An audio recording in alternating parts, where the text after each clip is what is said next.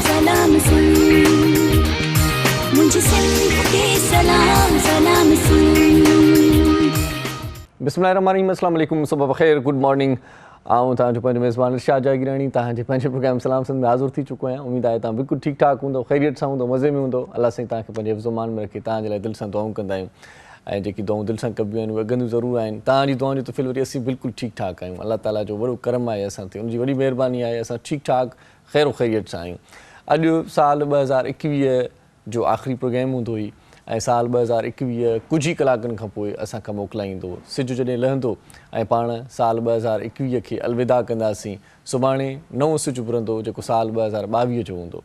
अॼु राति जो 12 वॻे पूरे मुल्क में, बल्कि असांजे मुल्क खां अलावा बि जेकॾहिं पाण ॻाल्हि कयूं त समूरनि मुल्कनि में हिकिड़ो जश्न थींदो आहे, शादमानो थींदो आहे, ख़ुशहालीअ जूं दुआऊं घुरियूं वेंदियूं आहिनि, झुमरियूं हयूं वेंदियूं आहिनि, नए साल खे भलीकार कयो वेंदो आहे ऐं हीउ साल जेको वञे पियो हिनखे अलविदा कयो वेंदो आहे। न्यूज़ीलैंड खां चवनि था त इहो स्टार्ट थींदो आहे ऐं न्यूज़ीलैंड जी शहर ऑकलैंड मां इहो हिकिड़ो ज़बरदस्त रंगारंग प्रोग्राम थींदो आहे ऐं उनखां पोइ मुख़्तलिफ़ मुल्कनि में साल 2022 खे आजियां ॾिनी वेंदी, उनजो इस्तक़बाल कयो वेंदो, उनजो आदर भाव कयो वेंदो। हिन साल में जेकी माण्हू झुमरियूं हणंदा, जेकी माण्हू जश्न कंदा, जेकी कामयाबी माणींदा, उहे ज़ाहिर आहे ख़ुशि थींदा त ईंदड़ साल बि उन्हनि जे लाइ सोभारो हुजे, वक़्त वारो हुजे, भलो साल हुजे। इहा उमेद खणी करे नए साल जी पाण आजियां कंदा आहियूं। माण्हू चवंदा आहिनि त नओं साल जेकॾहिं अचे थो त पोइ पाण छो भला अहिड़ो शादमानो कयूं, छो भला ईअं झुमरियूं हणूं।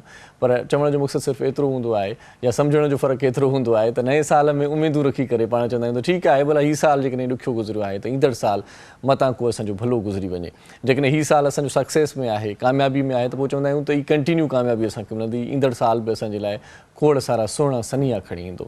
बाक़ी रही ॻाल्हि पंहिंजे मुल्क जी, पंहिंजे सिंध जी ऐं पंहिंजनि हालतुनि जी, त पोइ नए साल जूं नयूं ख़ुशियूं केरु मल्हाए। नए साल जूं नयूं ख़ुशियूं केरु मल्हाए। पंहिंजो प्यारा हर हिकु ॾींहुं ॾुखनि में आहे। रोज़ु सुबुह जो सूरनि जो था सिज ॾिसूं, नींहं बि हिते अॼुकल्ह नथा निज ॾिसूं ऐं कूंदर कुर्बदार अलाए काॾे विया मुड़सालनि जा खरियल पिया था ॿिज ॾिसूं ऐं गॾोगॾु वरी असां वटि जेका तकलीफ़ आहे, जेका पीड़ा आहे, जेको अहंज आहे, उन अहंज जी जेकॾहिं पाण ॻाल्हि कयूं त तमामु घणनि तकलीफ़ुनि में, पीड़ाउनि में ऐं ॾुखनि में पाण गुज़ारियूं था। सो इन्हनि ॾुखनि खां ऐं ॾोरावनि खां पाण खे परे रखिणो आहे ऐं हिन साल में जेकी नयूं उमेदूं खणी करे, नवां सपना सांढे करे, अखियुनि में के ख़्वाब उणे करे पाण नए साल खे आजियां कंदासीं ऐं उनजो इस्तक़बाल कंदासीं। पाण वटि जेको माण्हू हिन साल में कामयाबी न माणे सघियो आहे, उनखे असां गुज़ारिश कंदासीं त वक़्तु वियो नाहे, ईंदड़ साल तव्हां ज़रूरु कामयाबु थींदो। उहा ॻाल्हि जेका तव्हां अध में छॾी आहे उनखे कंटिन्यू ज़रूरु कजो। लाहा चढ़ा थींदा रहंदा आहिनि, के तलख़ यादूं रहिजी वेंदियूं आहिनि नए साल में। जेकी नओं साल ईंदो, हीउ साल जेको गुज़रंदो, इन में के यादूं रहिजी वेंदियूं आहिनि, के इतफ़ाक़ी, के हादसाती, के सुहिणा किसा रहिजी वेंदा आहिनि ज़हननि में। जीअं मुंहिंजे हिसे में हाणे हीउ जेको साल गुज़रे पियो, जेको आख़िरी ॾींहुं आहे जेको कटियूं पिया हिन साल में, मुंहिंजो थोरो कुझु ॾींहं पहिरियां तव्हां ॿुधो हूंदो त एक्सीडेंट थी पियो ऐं अलाह ताला जे फज़लो करम सां आउं बिल्कुलु ठीकु ठाक आहियां। दुआऊं अगाम जी वियूं कंहिंजूं, पंहिंजूं बि शायदि। त पोइ ॻाल्हि इहा आहे त जेकी बि हादसा थींदा आहिनि, वाक़िया थींदा आहिनि या जेकी बि अणवंदड़ सूरत हाल हूंदी आहे, उहा ज़हन नशीन थी वेंदी आहे। सो उन्हनि तलख़ यादुनि खे जेकॾहिं तव्हां विसारे करे अॻिते वधंदो न, त इहा ॾाढी ज़बरदस्त ॻाल्हि थींदी। सो तलख़ यादूं छॾे करे पाण हिकिड़े नए साल जो आगाज़ सुहिणे नमूने सां कयूं त अञा ताईं बहितरी थींदी। शागिर्द हज़रात खे गुज़ारिश कंदुसि त हिन नए साल में थोरी वधीक स्ट्रगल कयो, वधीक पढ़ो। पाण दुनिया में जिते जिते पंहिंजो नालो थिए थो त उते पाकिस्तान जो नालो हुजणु घुरिजे। पाण इलाही पोइते पइजी विया आहियूं। मुख़्तलिफ़ असांजा ॿिया नौजवान ॿियनि मुल्कनि जा, उहे पंहिंजो मट पाण थी विया आहिनि, उहे अॻिते वधी विया आहिनि। पाण थोरा अञा ताईं पोइते आहियूं इन मामले में। सो पढ़ाई ॾांहुं तमामु घणो ध्यानु ॾियणु घुरिजे। ऐं ॿियो नौजवान खे इहा गुज़ारिश कंदुसि, हिन साल हिकिड़ो अहद कयो, हिकिड़ो वाइदो कयो त हिन साल तव्हां जेको नओं साल ईंदो, इन में तव्हां कंहिं भोतार जे कढ न पवंदो, कंहिं पीर जे कढ न पवंदो, कंहिं वॾे माण्हूअ जी गाॾीअ जे फीथनि में न चुंबड़ंदो, पाण महिनत कंदो। इहे सभु शयूं छॾे ॾियो। इहे जीअं पाण ज़िक्र कंदा रहंदा आहियूं त पाण खे जेको इहो सिस्टम आहे न, इहो ख़तमु करिणो आहे। इन सिस्टम पाण खे तमामु घणो बिगाड़े छॾियो आहे। इन सिस्टम पाण खे ख़राबु करे छॾियो आहे, पाण खे सुस्तु करे छॾियो आहे। पाण काहिल थी विया आहियूं, पाण ज़रे घटि जाहिल थी विया आहियूं। पाण नथा सोचूं सम्झूं त पाण खे जेका तरक़ी ॾियारे थी उहो शऊर ॾियारींदो, उहा तालीम ॾियारींदी। बाक़ी ईअं जेकॾहिं इन्हनि भोतारनि सरदारनि ऐं MNAs MPs जे कढूं हूंदासीं त पोइ पाण उन्हनि जा ई ग़ुलाम रहिजी वेंदासीं। पोइ ग़ुलामीअ खां तव्हांखे निजात जेकॾहिं वठणी आहे त पोइ पंहिंजो पाण खे सगारो कयो, मज़बूत कयो, मुख़्तलिफ़ शोबनि में पंहिंजूं स्किल्स कतब आणियो, कुझु सिखो, कुझु पढ़ो, कुझु पढ़ायो। सो इहे समूरियूं शयूं हिकिड़ो अहद इहो बि तव्हां कयो। ऐं हिकिड़ो अहद इहो कयो त जेकी बि तव्हां नाकामियूं हिन साल ॾिठियूं आहिनि त उन्हनि जो सॼो हिकिड़ो तफ़सील ठाहे करे, हिकिड़ी फ़हिरिस्त ठाहे करे तव्हां पंहिंजे ज़हन में या पने ते लिखी वठो त तव्हां हिन भेरे छा छा करण वारा हुयो ऐं छा छा न करे सघिया आहियो। सो जेकी न करे सघिया आहियो उहे छो न करे सघिया आहियो, इन ते नज़रसानी करणु घुरिजे। तव्हां किथे झोल आहे तव्हांजी लाइफ में, किथे तव्हां भंड कयो आहे, किथे तव्हां का कमी कई आहे। सो उहा कमी हिन साल ज़रूरु पूरी कजो, छो त पाण वटि हीउ जेको वक़्तु आहे न इहो वारी वांगुरु वही थो वञे। हीअ जॾहिं वारी मठ में खणंदा आहियूं असां अक्सर त उहा वारी वही वेंदी आहे, वक़्तु बि ईअं गुज़री वेंदो आहे। हूअं त ॾिसण में बज़ाहिर त कैलेंडर तब्दील थिए थो, माण्हू चवंदा साल तब्दील थियो, छा थियो भला। इहो हिकिड़ो जेको साल तब्दील थिए थो न इहो इलाही फ़र्क़ु आणे थो छॾे ज़िंदगीअ में, उमिरियुनि में, ऐं इलाही विथी आणे थो छॾे। सो पंहिंजी जेका आहे ज़िंदगी उहा मुख़्तसिर बि आहे। सो साल गुज़री थो वञे ऐं वरी पोइ ईअं ई जेकॾहिं साल गुज़री वेंदा त पोइ पाण कुझु न करे सघंदासीं। सो हिन साल जो जेको काथो आहे, जेको एहतिसाबु आहे पंहिंजो, उहो तव्हां पंहिंजो पाण पंहिंजे गिरेबान में पंहिंजी झाती पाए ॾिसिजो, पंहिंजे गले खे पाण पकड़े ॾिसिजो ऐं सोचिजो त तव्हां हिन साल छा विञायो आहे ऐं छा तव्हां माणियो आहे। ऐं उन ॻाल्हि ते ज़रूरु तव्हां सोचिजो त जंहिं शइ ते तव्हां तमामु घणो फोकस कयो, तमामु घणी महिनत कई, महिनत जे बावजूदि बि उहा महिनत ज़ाया थी वई ऐं साल गुज़री वियो, इहो ज़ाया छो थियो, इन मामले ते थोरी नज़रसानी ज़रूरु घुरिजे। सो इन सां गॾोगॾु तालीम ते तव्हां फोकस कंदव। हिकिड़ी ॻाल्हि तव्हांखे इहा ॿुधाईसीं, ॿियो पंहिंजनि बुज़ुर्गनि जो, पंहिंजनि वॾनि जो एतिराम अदब तव्हांखे छॾिणो न आहे ऐं इन जो ई फुक़दान आहे जो पाण थोरा हाणे जेको जदीद तरीक़े सां जीअं ज़मानो हले थो त पाण जदीद तरीक़े सां हलणु शुरू थी विया आहियूं, पोइ पाण किथे किथे घुसी था पऊं। सो वॾनि जो जेको एक्सपीरियंस आहे, वॾनि जो जेको तजुर्बो आहे, वॾनि जूं जेकी दुआऊं आहिनि न, अमड़ियुनि जूं, अबे जूं, चाचनि जूं, मामनि जूं, ख़ासि तौर ते भेणनि जूं, त उहे माण्हू सुखिया सताब रहंदा आहिनि, उहे माण्हू सावा रहंदा आहिनि सदाईं। बाक़ी रही ॻाल्हि सियासी माहौल जी, त सियासी धमचर इहे पिया हलंदा, पाण बि ॾिसूं था, तव्हां बि ॾिसो था त छा पियो थिए। ऐं ख़ान साहिब जी हुकूमत में हेतिरी महांगाई, बेरोज़गारी, हीउ साल बि ॾाढो ॾुखियो गुज़रियो अॻे साल वांगुरु। माण्हुनि हिन साल बि जेका हीअ हुकूमत आहे उनखे हिन साल जी जेका हुकूमत आहे उनखे तमामु घणा पिट पारा त मिलंदा रहंदा आहिनि। सो अज़हर साहिबु चए थो, सोली सिंधी में चइबो आहे त ॻोरो साल गुज़रियो, ॾाढो ॾाढो ॻोरो गुज़रियो आहे। को बि माण्हू मूंखे जेको मुंहिंजी जेका सर्किल आहे, पोइ शायदि आउं भुलियलु हुजां, मुंहिंजी जेका पंहिंजी दोस्तनि जी सर्किल आहे, जा आस पास जेके माण्हू आहिनि, उन सभिनी खां जॾहिं इन बारे में राय वठिजे थी त उहे माण्हू सभु चवनि था त मज़ो न आहे। सो केर बि हुजे, भले पोइ कहिड़े बि शोबे जो माण्हू हुजे, हर माण्हू इहा दांह करे थो त उहो मज़ो न आहे लाइफ में। सो उहो लाइफ में जेको मज़ो हूंदो हुयो उहो हिन हुकूमत में न आहे। सो बहरहाल हिकु हुकूमत जा बि कुझु माना पहर वञी बचिया आहिनि, कुझु ॾींहं वञी बचिया आहिनि। सो सभु इहो ई था सोचनि त ख़ान साहिब खे भले छॾे ॾियूं, भले छॾु मंडे खे वारीअ में। सो हाणे ॾिसूं त छा थो थिए। सो नवाज़ शरीफ़ जी बि आमद जा चर्चा आहिनि, उहो बि अचण वारो आहे ऐं सभु चवनि था त नवाज़ शरीफ़ खे अचण खां केरु रोके नथो सघे। सो हिकिड़ो माहौल इहो बि जुड़े थो। ऐं तव्हां वरी ॾिठी पए हिकिड़ी ॻाल्हि ॿी बि त मिनी बजट बि पेश कई पई वञे। सो इन हवाले सां बि असां जेका सरगर्मी ॾिसूं था त उहा बि मुल्की सूरत हाल थोरी सम्झ खां ॿाहिरि आहे। उन हवाले सां तज़िया निगारनि सां पाण कुझु देरि में ॻाल्हाईंदासीं बि सही, पर चवण जो मक़सदु इहो आहे त इन माहौल खां परे रही करे पंहिंजो जेकॾहिं तव्हां कमु कयो न, इलाही माण्हू मां अहिड़ा ॾिठा आहिनि, सची ॻाल्हि इहा, ॾाढी सुठी लाइफ गुज़ारींदा आहिनि। नए साल में सुठी लाइफ गुज़ारण जो हिकिड़ो नुस्ख़ो तव्हांखे इहो ॿुधायां थो त भाउ पंहिंजो कमु कयो, छॾियो त छा आहे, छॾियो त केरु छा थो करे। मां इलाही माण्हू अहिड़ा बि ॾिठा आहिनि पढ़ियल लिखियल, जिन खे ख़बर ई न आहे त बाबा ख़ैबर पख्तूनख्वा जो वज़ीर अला केरु आहे, कमु थो करे माण्हू पंहिंजो। सो पंहिंजी धुन में उहो माण्हू मगन रहे थो, वधि में वधि 2-4 माण्हुनि जा नाला यादि आहिनि। इलाही तव्हांखे ख़बर, तव्हांखे ॿुधायां त इलाही अहिड़ियूं रिपोर्टूं मां ॾिठियूं आहिनि, जेकॾहिं रस्तनि में पाण पेनू फ़क़ीर घुमंदा आहिनि, हिननि खां तव्हां पुछा कंदव न त तव्हांखे ख़बर ई इहा पवंदी त तव्हां उन्हनि खां ॼाण वासुलु करण जी कोशिशि कंदो त उन्हनि खे ख़बर ई न आहे त मुल्क जो सदर केरु आहे। सो उहे बि लाइफ ज़बरदस्त गुज़ारींदा आहिनि। इहा लाइफ जेके गुज़ारणु चाहियो था त पोइ सफ़ा तव्हांखे बेफ़िक्र थी करे गुज़ारणो पवंदो, पोइ को अंज तव्हांजे साम्हूं न ईंदो। बाक़ी जेकॾहिं तव्हां मैदान मारणु चाहियो था, मुक़ाबिलो करणु चाहियो त पोइ वरी इहा नॉलेज ज़रूरी आहे, पोइ इहा स्ट्रगल ज़रूरी आहे, पोइ इहे सभु शयूं सम्झणु इंतिहाई लाज़िम आहिनि। छो त पाण खे अॻिते वधण जे लाइ पोइ इहे समूरियूं शयूं कॾहिं कॾहिं किथे कमु अची वेंदियूं आहिनि। सो इन्हनि समूरियुनि शयुनि ते थोरो फोकस कंदो तव्हांजी वॾी महिरबानी थींदी। ऐं असीं जेकी दोस्त आहिनि, असांजा नौजवान, जिन खे किथे यूनिवर्सिटी में हुजणु घुरिजे, जिन खे किथे लाइब्रेरी में हुजणु घुरिजे, उहे जेके कैफेटेरियाज़ में आहिनि, जेकी होटलिंग कनि था, जेकी इहे अजीब क़िस्म जा नमूना ठही विया आहिनि, जेकी पंहिंजी ड्रेसिंग जो ख़्यालु नथा कनि, पंहिंजी किट जो ख़्यालु नथा कनि, पंहिंजे ॿारनि जो ख़्यालु नथा कनि, माना अजीब ग़रीब जेके असांजा नौजवान आहिनि उन्हनि खे थोरो गुज़ारिश कंदासीं त पंहिंजो जेको आहे सो चेक एंड बैलेंस पाण कयो, पाण खे चेक कयो ऐं पाण खे बैलेंस कयो त तव्हां किथे आहियो। सो समूरनि दोस्तनि खे गुज़ारिश कयूं था ऐं नए साल जी आजियां जे लाइ हिकिड़ी ॻाल्हि कयूं था, दुआ कयूं था त रब करीम असांजे लाइ, तव्हांजे लाइ हीउ जेको ईंदड़ साल आहे, थोरी देरि खां पोइ जॾहिं हीउ कलाक ॿ चारि गुज़रंदा त सूरज खे अलविदा कंदासीं, सिज खे अलविदा कंदासीं। को दोस्त समुंड किनारे हूंदो, को दरिया जे किनारे ते हूंदो, को मेणबतियूं ॿारींदो, को ॾीया ॿारींदो, इहे सभु शयूं पंहिंजी जॻह ते।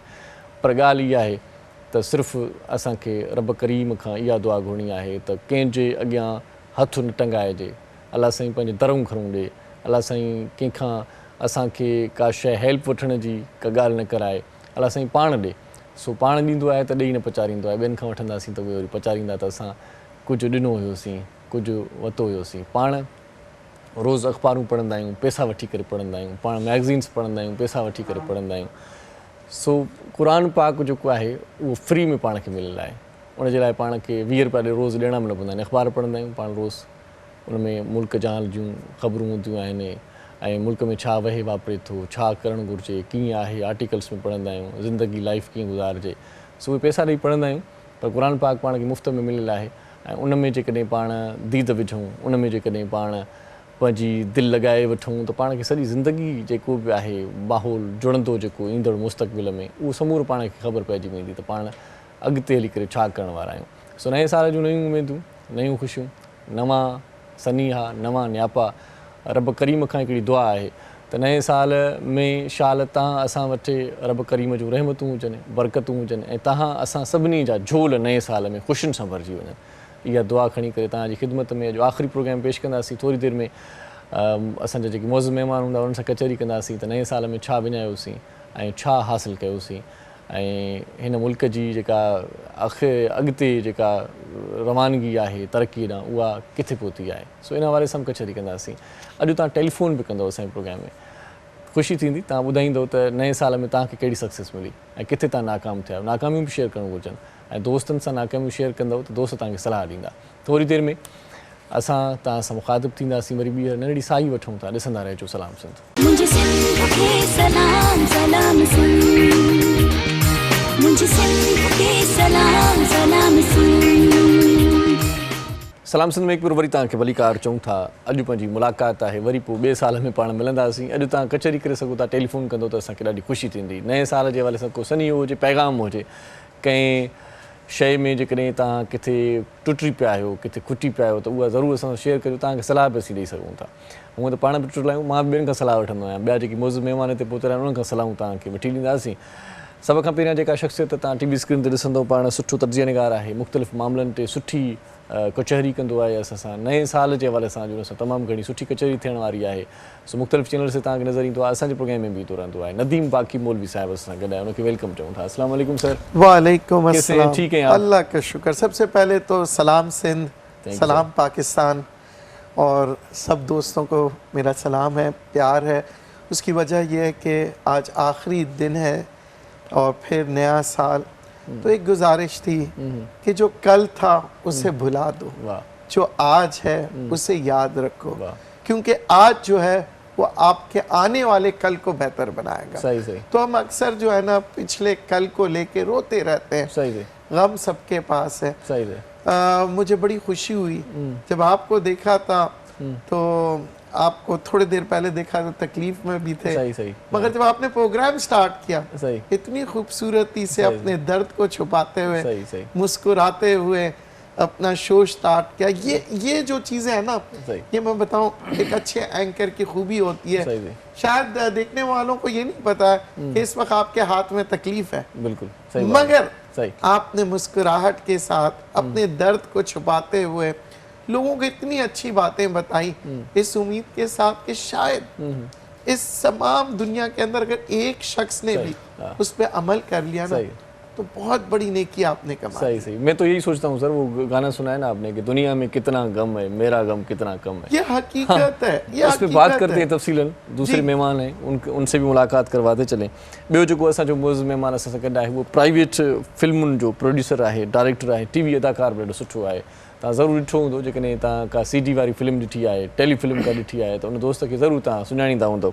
अॼु असां सां गॾु आहे नियाज़ महर साहिबु, उनखे असीं भलीकार चऊं था। नियाज़ साईं कीअं आहियो, ठीकु आहियो? अल्हम्दुलिल्लाह साईं, शुक्र आहे, तव्हां ख़ुशि आहियो? वॾी महिरबानी तव्हांजी, अचण में एॾी देरि कयव, सॼो साल गुज़री वियो। हा साईं, पंधु कंदे कंदे अंत पुॻासीं, देरि आयासीं बि पहुची नेठि पहुतो, आख़िरी पसान में पहुतो। वॾी महिरबानी तव्हां असां सां गॾु आहियो। सुठा कलाम ॿुधाइण जे लाइ अॼु असां सुठो रागी बि आहे ऐं उनखे बि ॿुधंदासीं ऐं गॾोगॾु तव्हां का फरमाइश उनखां बि करे सघो था। सो भलीकार चऊं था, आसिम बीरानी साहिब सां गॾु आहे। साईं कीअं आहियो, ठीकु आहियो? तव्हां ॿुधायो, तव्हांजी तबियत कीअं आहे? सर बिल्कुलु ठीकु ठाक, मोला जो करम आहे, हाणे कुझु ठीकु आहे। असां दुआ घुरायूं तव्हांजे लाइ, मोला तव्हांखे आबाद रखे। थैंक यू, तव्हां प्रोग्राम में आयो। उस्ताद मुहर्रम नाज़ साहिब असां सां गॾु आहे। उस्ताद साईं कीअं आहियो, ठीकु आहियो? करम अल्हम्दुलिल्लाह, सफ़ा मज़े में? अल्लाह तव्हांखे सिहत ॾे, अल्लाह तव्हांखे पंहिंजे मान में रखे। सॼी सिंध दुआ घु आहे तव्हांजे लाइ। बसि इहा सिंध वारनि जी दुआउनि जे करे ई माना थोरो फ़र्क़ु पियो आहे।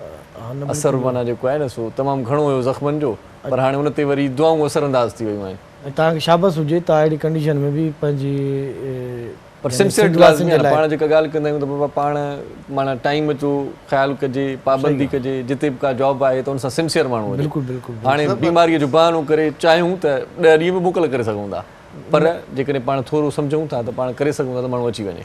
न बहरहाल तव्हां तकलीफ़ में आहियो, इहो महसूस बि थिए पियो, नज़र बि अचे पियो। अल्लाह तव्हांखे सिहत ॾे, हमेशह तव्हांजे लाइ दुआ घु आहियूं। बड़ी मेहरबानी, बड़ी मेहरबानी। सो नदीम भाई, हम बात कर रहे थे कि जो कल है जी उसको देखना चाहिए, जो बीता हुआ कल है उसको छोड़ देना चाहिए। बिल्कुल। देखिए, जो गुजर चुका उस पर हमारा इख्तियार नहीं, सही, और ना हम उस कल को वापस ला सकते हैं। सही। तो उससे हम सिर्फ एक सबक सीख सकते हैं। बाकी अगर उससे हम दोबारा दोबारा उसी बात को दोहराते रहे, दुश्मनियाँ रखें, नफरत रखें, गम रखें, क्या होगा कि हमारा आज भी खराब हो जाएगा। सही सही। और आने वाला कल भी। सही सही। तो जो गुजर चुका उसे गुजार के हम क्या करते हैं, हम कल में जीना सीखते हैं, और वो खराबी है। सही सही। जितने जिससे देखो यार मैं बहुत गमज़दा हूँ, क्यों यार मेरे साथ ये हो गया, ठीक है भाई, हो गया। सही। इंसान की ज़िंदगी भी आर्जी है, आज है कल नहीं है। सही। ये हमारा आखिरी दिन है, हो सकता है कि आने वाले साल में मैं हूँ ना हूँ, मगर आज को मैं क्यों ख़राब करूँ। सही। आज के जो लम्हे हैं उसको एंजॉय करूँ, कोई अच्छी बात कह जाऊँ कि शायद मेरी ये बात जो है यादगार रह जाए। सही सही। अच्छा, एक और चीज़, हम फेसबुक पे भी, ट्विटर पे भी, सोशल मीडिया पे बड़े एक्टिवली अच्छी अच्छी बातें सुनते हैं, लाइक करते हैं, शेयर करते हैं, अमल नहीं करते। सही बात है। अगर हम अमल करना शुरू कर दें कि यार जिंदगी छोटी है, अपने आप को बदलना सीखो। सही सही। अभी क्या होगा, न्यू ईयर नाइट है, सही सही। फौरन फायरिंग, ठा ठा ठा ठा। ये बंदूक तो दुश्मनों के लिए रखा गया है, दोस्तों के लिए थोड़ी। सही सही। जश्न के लिए तो गुलाब के फूल होते हैं। सही सही। बल्कि असल सेलिब्रेशन ये है कि कोई रूठा हुआ उसको मना दे, जाके गले लगा लें यार, फूल देंगे थोड़ी के बंदूक लेके डगा नया साल है, नया आगाज किया जाए। सही। देखिए, आपसे कोई मुतासिर नहीं होता, सही। डर लगता है कि यार ये बंदूक चला रहे, दूर रहो। मैं आपको हकीकत बता दूं, खवातीन भी डरती हैं ऐसे मर्दों से, तो क्या फायदा। तो मैं कहता हूँ इस साल एक नए तरीके से न्यू ईयर बनाए। सही सही। असलों को रख दे अलमारियों में, सही, बाहर निकले, अच्छी खुशबू लगाएं, गुलाब का फूल लेके जाएं, किसी से मोहब्बत करते हैं दे डालें, सही सही, इजहार कर डालें, और अगर ना मिले मोहब्बत, नई मोहब्बत की तलाश में जाए। सही। वो कहते हैं ना, छोड़ दे सारी दुनिया किसी के लिए ये मुनासिब नहीं आदमी के लिए। सही सही सही। तो ये दुनिया ऐसी है। तो अब जैसे कि हमारे भाई हैं, फिल्म बनाते हैं, सही, तो ये जो फिल्म बनाते हैं ना, ये लोगों को आईना दिखाते हैं। सही, ठीक है ना। आप जब आईना देख के भी कोई अपने आप को ना बदले, सही, तो फिर बदनसीब तो हम हुए ना। सही बात है, सही बात है। अदा न्याज़ वाला फिल्म जी ॻाल्हि निकिते, घणी फिल्मूं ठाहियूं अथव हिन महिल? साईं मां पंहिंजी डायरेक्शन में 20-22 फिल्मूं ठाहियूं आहिनि। वॾो कमु कयो अथव। त माना जेको आहे कम खे हणी विया आहियो। परदे वारा डायरेक्टर जेकी परदे वारी फिल्मूं ठाहींदा उन्हनि खे बि जेको आहे मात ॾेई आओ, बुख ते विड़िया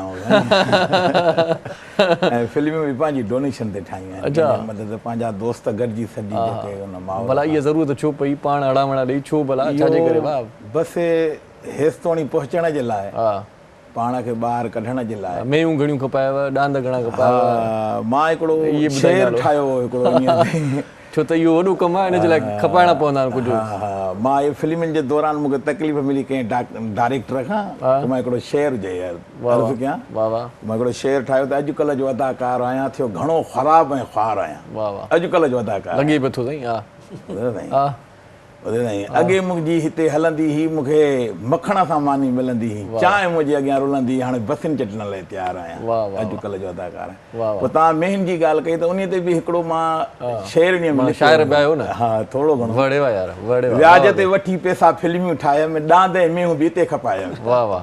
ज़ाल जा ज़ेवर बि कुल विञायमि। मां सम्झी वियुमि साईं, मां टे मां सम्झी मेयूं खपाए पहुता। हा, बढ़िया ॻाल्हि। हाणे त घर ते ॿार आहियां। इहो मिड़ई चंदो करे पंहिंजा दोस्त कुझु अहिड़ा जेके पंहिंजो स्क्रीन ते ॾिसनि था। रिवायत माण्हू आहे जेको फिल्मुनि लाइ चंदो करे थो, न त अक्सर मस्जिद लाइ चंदो वठंदे माण्हू ॾिठो आहे। हाणे उन्हनि खे माफ़ था कयो, माफ़ कयो हेॾी चंदो जेको आहे पोइ इहे करे काफ़ी कम दोस्त हिक ॿिए जो साथ ॾेई इहे वीडियो फिल्मूं ठाहियूं था। सही सही। हाणे बि हाणे भला सचो सचो ॿुधाइजांइ, फिल्मूं त ठाही फुरे ई घणनि माण्हुनि खे, काफ़ी अदाकारनि खे फुरबो पियो आहे। न साईं, छड़ो कोण ॾाढो सुठो आहे। हा, फुरणो त ॿी ॻाल्हि आहे। चवंदा पंहिंजा जेके आहिनि से सामान साथ विकिणी करे हाणे भला असांजी मुंदा आहे। शौक़ीन अहिड़ा आहिनि जो बसि पंहिंजो पाण हुरतो पैसा ॾेई था वञनि। सचो माना अॼु साल आख़िरी प्रोग्राम आहे, जेको ॻाल्हाइबो सचो ॻाल्हाइबो। सचो ॻाल्हाइबो, सच खां सवाइ कुझु बि न ॻाल्हाइबो। नए साल में इहा माना इहो वाइदो करे ईंदासीं त सचो ॻाल्हाईंदासीं इंशाअल्लाह। ॻाल्हाईंदा बि आहियूं उमेद आला में। बहरहाल ॾाढी काफ़ी माण्हू जेके नौजवान जेके असांखे ॾिसनि था स्क्रीन ते या को नओं फिल्म कंहिं ॾिसनि था अदाकार खे,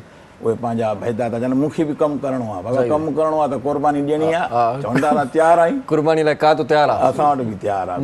मुॾी कातीअ सां घणनि खे पुठव, बसि काफ़ी पुठा अथव। मुॾी कातीअ सां थोरो इज़ाफ़ो ईंदो आहे चवनि था। हा हा, बसि असां बि माना कुसे न सिर धड़ खां धार न ते बसि पैसा ॾींदो अचे। पैसा वठण जा टे तरीक़ा आहिनि, हिकु त माना तिखी माना धार हुजे, माण्हू कुसी हो त हिकु दफ़ो हिकिड़ी थींदी आहे मुॾी काती जंहिंमें थोरी तकलीफ़ थींदी आहे। ॿी वरी जेका आहे सा तरकीब इहा आहे, तरीक़ो इहो आहे त निड़ीअ ते लतरी बि आहे।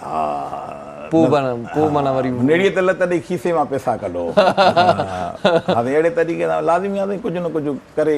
पाण त माण्हू डायरेक्टर पंहिंजे घरों त ख़र्चु करे। इहे फिल्मूं जेके ठाहियव उहे माना बाक़ाइदा रिलीज़ थियूं, माण्हुनि बि ॾिठियूं या पाण ॾिठो? न, बाक़ाइदा रिलीज़ थियूं। नसीब खां वठी असांजी फिल्मियूं मुंहिंजियूं जॾहिं सीडीअ जो दौर मां उतां वठी ठाहियो। मां सम्झी वियुमि न। नसीब में रिलीज़ थी, केपरीअ में रिलीज़ थी, ऐं ॿियो मंज़र में थी, हाणे गोरख कंपनी हले पियो उन में बि थी, शहनशाह में काफ़ी हिन में रिलीज़ थियूं कंपनी। माना इहे जॾहिं माना म्यूज़िक सेंटर हूंदा हुया तंहिं ज़माने में, इहो त वॾो ओजारो ज़मानो, ओजारो तंहिं महिल पैसा बि मिलंदा। हाणे त मिले त कुझु बि कोन थो, हाणे ॾिठी घणी थी वञे पर मिले कुझु बि नथो, मोट काई बि न आहे। बाक़ी हूअं कार्ड में, USB में या यूट्यूब लॻा पिया आहिनि, उन्हनि में ॾिसी घणी थी वञे, ॾिसनि घणो था माण्हू। माना इहो नुक़सानु थियो न पाण खे डायरेक्ट। हूअं त CD खपंदी हुई त डायरेक्ट पैसा ईंदा हुया त कंपनी वारा ॾींदा। बिल्कुलु, हेॾां बि पैसा मिलंदा, होॾां बि पैसा मिलंदा, ॿिन्ही पासे डायरेक्टर माना मींहुं वठंदो, हाणे कपिड़ा ॾींदो आहे। हा, ईअं थिए थो। हा, ॾाढो पैसा बि मिलंदा। हाणे कोन थो थिए। हाणे पोइ इहो पंहिंजो शौक़ीन जेके आहिनि उहे 5 रुपया ॾियनि था, अचनि था, पंहिंजो पाण बि उन्हनि सां गॾिजी करे पंहिंजो शौक़ु बि पूरो कयूं था। सही। ऐं उन्हनि खे बि शौक़ु करायूं। पर मां ॾिठियूं इहे प्राइवेट फिल्मूं 2-3 हाणे मीम्स बि ठहिया आहिनि उन्हनि फिल्मुनि ते, त उन्हनि खे दोस्तनि खे अदाकारी अचे बि कोन थी, पोइ बि तव्हां उन्हनि खे भर्ती कयो था। हा, न बसि भला पैसा जो कढणु आहे, छा करिणो। स्क्रीन ते बीहारे पोइ जेतिरी तकलीफ़ ॾिनई। अच्छा, उहो अॼोको अदाकार न हिकिड़ी ॻाल्हि करे थो, पैसा ॾेई ॼण डायरेक्टर खे ख़रीद करे थो छॾे। अच्छा, जीअं उहो चवे न, जीअं उहो चवे।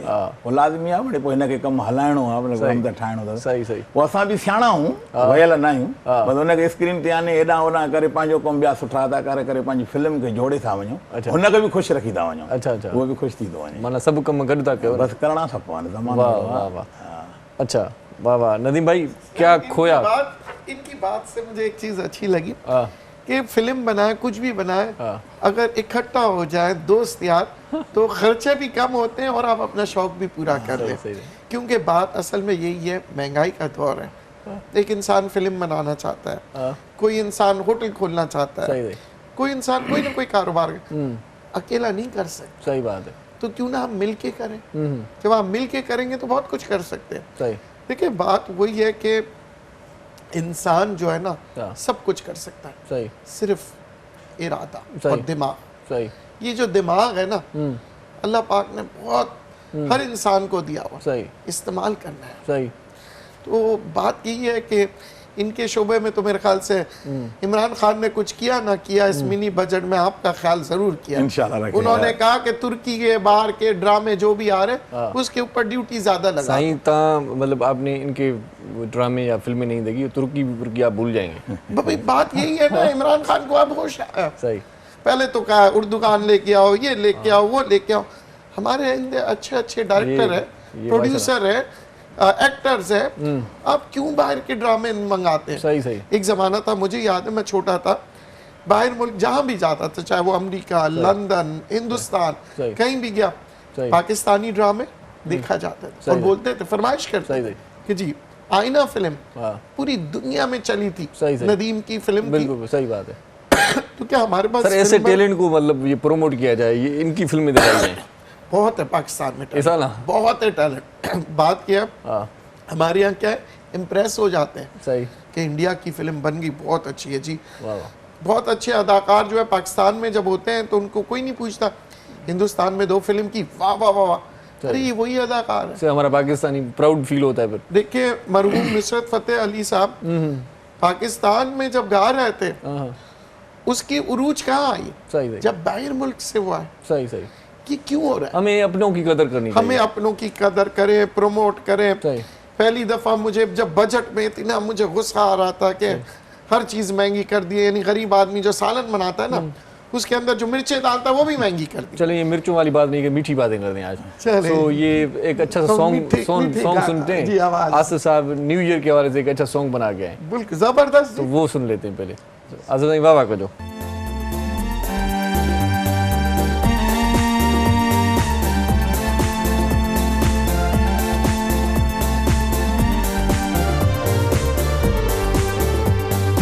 साल जी सबके मुबारक, नए साल जी सबके मुबारक, नए साल जी सबके मुबारक, नए साल जी सबके मुबारक। भली देह पर देह में हो जे को, भली देह पर देह में हो जे को, नए साल जी सबके मुबारक, नए साल जी सबके मुबारक, नए साल जी सबके मुबारक, नए साल जी सबके मुबारक।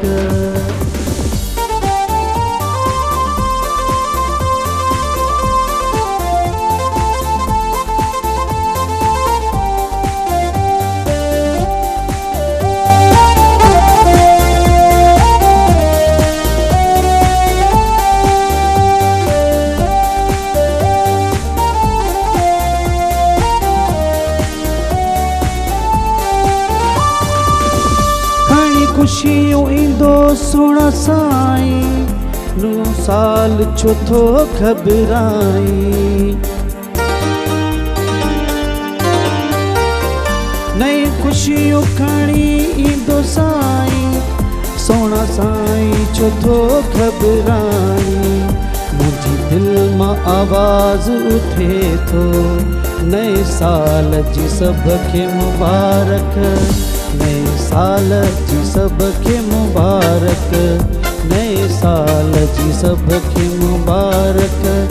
भली देह पर देह में हुजे को, भली देह पर देह में हुजे को, नए साल जी सबके मुबारक, नए साल जी सबके मुबारक, नए साल जी सबके मुबारक, नए साल जी सबके मुबारक।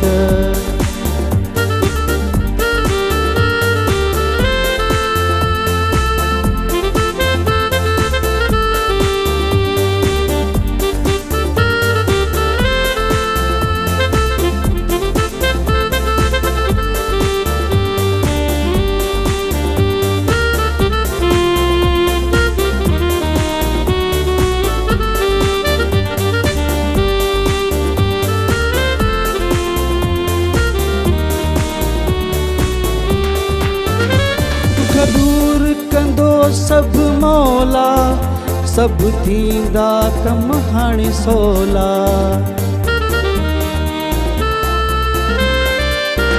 दुख दूर कंदो सब सब थींदा कम हाणे सोला रहमत जो मींहुं वसे थो नए साल जी सबखे मुबारक नए साल जी सबखे मुबारक नए साल जी सबखे मुबारक नए साल जी सबखे मुबारक नए साल जी सबखे मुबारक। वाह वाह से वाह पोइ असां पारां बि साईं नए साल जूं सभिनी खे मुबारकूं हुजनि।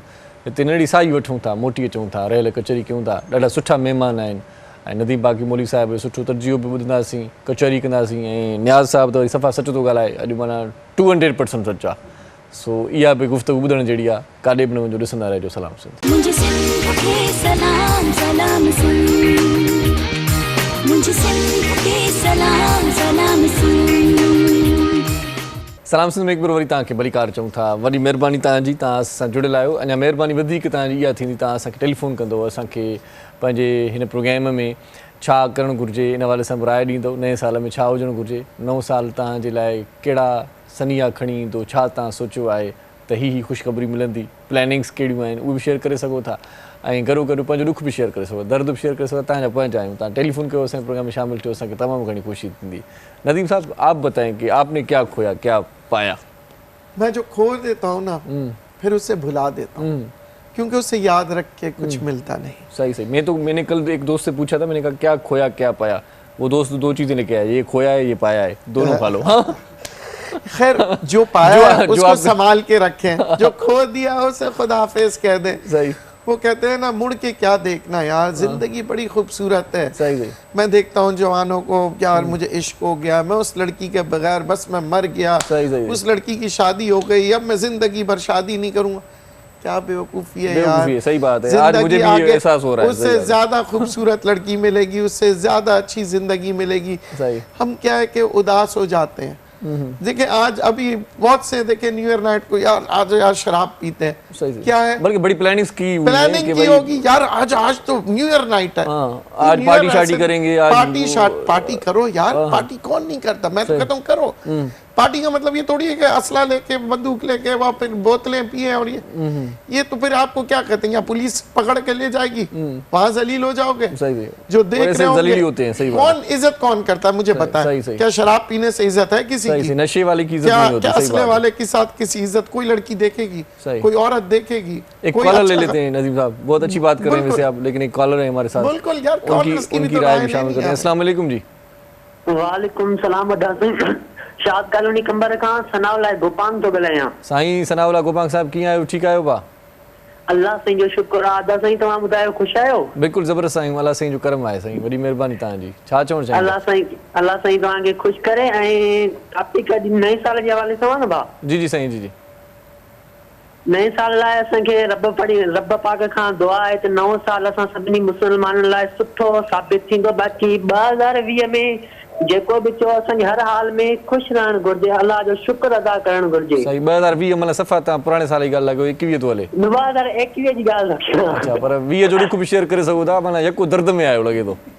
हाँ बस अदा सम्झी वियो एॾो दर्द आहे जो ख़बर ई नथी पए त 20 या 21 जी 2021 में जेको थियो हर हाल में असांखे शुक्र अदा करिजे बाक़ी असां 2022 में उन्हनि माण्हुनि खे इग्नोर कंदासीं। सही सही इहा ॻाल्हि 2022 में उनखे इग्नोर कंदासीं जंहिं ॾुख ॾिना ज़बरदस्त ॻाल्हि वॾी महिरबानी सही ॻाल्हि आहे न भाउ बिल्कुलु सही ॻाल्हि आहे साईं बिल्कुलु सही ॻाल्हि आहे साईं सो 2021 ऐं 22 में जीअं फ़र्क़ु आहे पाण सिंधी में चवंदा आहिनि 19 थी वेंदो आहे साईं सो इहो थी वियो हाँ सर बात करे थे कि ये जो है ना वो शुगुल करना चाहिए शुगुल करें देखें पार्टी करें पार्टी के अंदर कोई बारबेक्यू वगैरह बना ले हाँ ये बात है कोई मछली खा ले मछली खाएं कुछ अच्छी जबरदस्त किस्म की मानी खाएं तो मजा आता है और फिर गाने वाने लगाएं डांस करें यकीन करें इधर सुबह आता हूँ ना इनकी जो मौसीकी सुनता हूँ तो एक मूड फ्रेश हो जाता है एक तबीयत अच्छी हो जाती है एंजॉय करें बल्कि फैमिली को लेके जाएं, बाहर डिनर फैमिली को करें, अपने बच्चों को लेके जाएं, अपनी बीवी को लेके जाएं। अगर आप लोग निकल रहे हो ना, सही निकलो, मगर ये नहीं मोटरसाइकिलों का साइलेंसर फाड़ा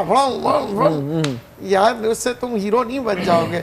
हीरो बनाने वाले हमारे प्रोड्यूसर साहब बैठे हुए इधर। सही सही सर हीरो कैसे होते हैं हमें भी बताए ना थोड़ा। हाँ सर, हीरो की मोटरसाइकिल पे ये जो अच्छे काम करते हैं, मतलब पंहिंजे सिंधी मतलब ठेठ हीरो कीअं हूंदो आहे इहो ॿुधायो।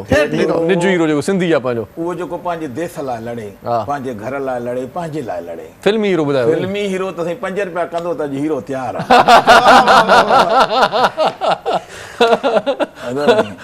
असां डायरेक्टर अहिड़ा आहियूं जेको 5 रुपया ॾींदो आहे, खीसे मां पर्ची कढी हुन सीन ठाहे छॾींदा आहियूं। हल बाबा तूं हीरो आहे। इन ते हिकिड़ो ताड़ो लॻे, ताड़ो हे मुंहिंजो हथु कमु नथो करे त मां सलाम कयां तव्हांखे। न भई तव्हां ईअं असल में जेको असांजो कमु प्राइवेट जेको असांजो वीडियो हले थो, उहो वीडियो हले थो पैसनि ते।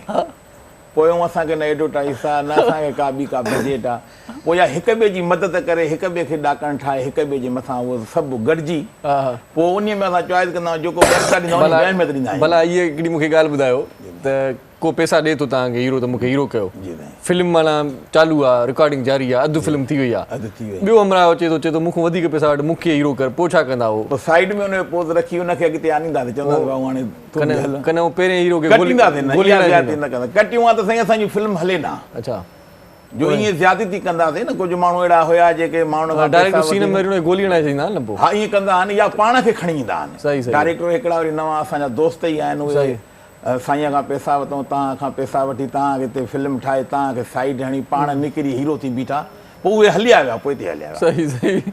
उन्हनि खे हाणे अहमियत नथी मिले। सही सही। ऐं असां कोशिशि कंदा आहियूं त जेको 2 रुपया भरे थो उनजो क़दुरु बि कयूं। उहो दोस्त बि आहे, पराया त नींदा त पंहिंजी वेड़े जा पंहिंजा दोस्त हिकु शहर जा। सही सही। उन्हनि खे अहमियत ॾिना, इन महिल ताईं असांजूं वीडियो ठहंदियूं थियूं अचनि।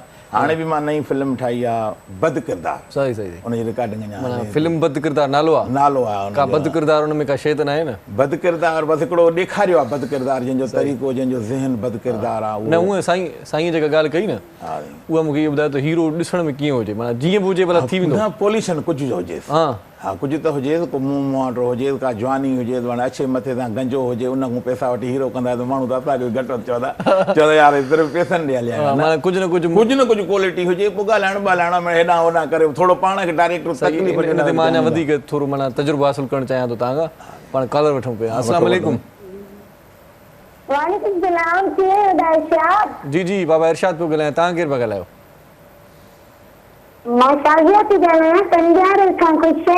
जी जी बिल्कुलु, आउं ख़ुशि आहियां, तव्हां ॿुधायो कीअं आहियो? अल्लाह जो शुक्र लॻो पिया, मां बिल्कुलु ठीकु आहियां। तुंहिंजे प्रोग्राम मां एॾो ॾिसंदी आहियां, मां सभु भेणूं सभु ॿाहिरि वेही तुंहिंजो ॾिसंदा आहियूं। माशाल्लाह माशाल्लाह। अॼु प्रोग्राम ॾिसो था, छा चवंदव, कीअं थो लॻे प्रोग्राम? प्रोग्राम ॾाढो सुठो थो लॻे, ॾाढो गाना ॿुधायो, नए साल जूं सभु मुबारकूं। त इन असांखे असांजो बि लख लख वाधायूं सभिनि खे नए साल जूं। वाह वाह वाह वाह, वरी महिरबानी, तव्हांजी वाधायूं पोतियूं। तव्हां कुझु ॿुधाईंदव, को गीत, को शेर? हल मां शेर थी ॿुधायां। हलो ॿुधायो। वाह जो वाह वाह। जी ॿुधायो। हेलो जी जी ॿुधायो, शेर ॿुधायो। जी औताक जे हवाले सां शेर आहे। हा ॿुधायो ॿुधायो।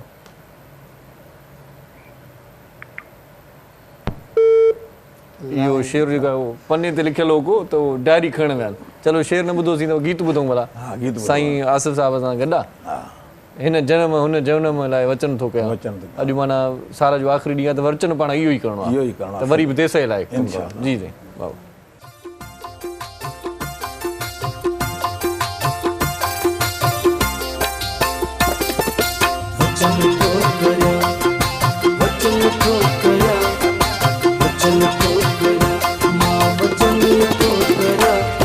जन्म हुन जन्म लाइ वचन थो करियां, हुन जन्म हुन जन्म लाइ वचन थो करियां। मां जिते बि हुजां, मां जिते बि हुजां, ओ सिंध तुंहिंजो थियां। हिन जन्म हुन जन्म लाइ वचन थो करियां, हुन जन्म हुन जन्म लाइ।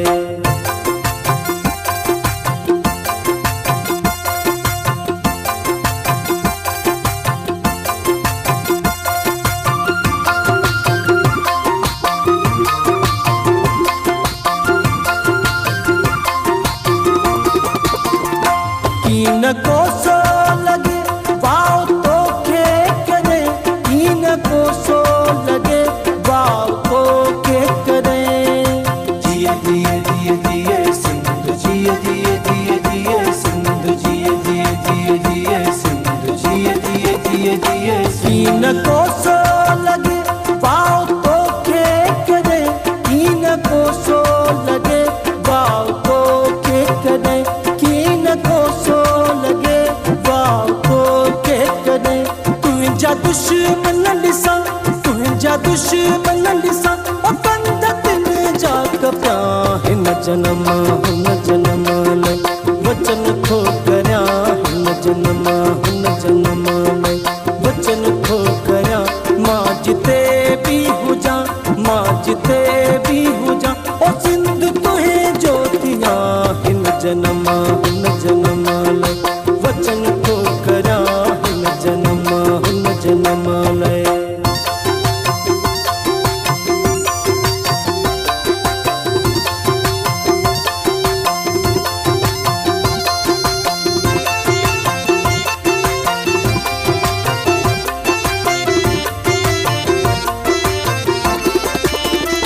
झोली जी जल कदे तुझी खाली न थे। झोली जी जल कदे तुझी खाली न थे।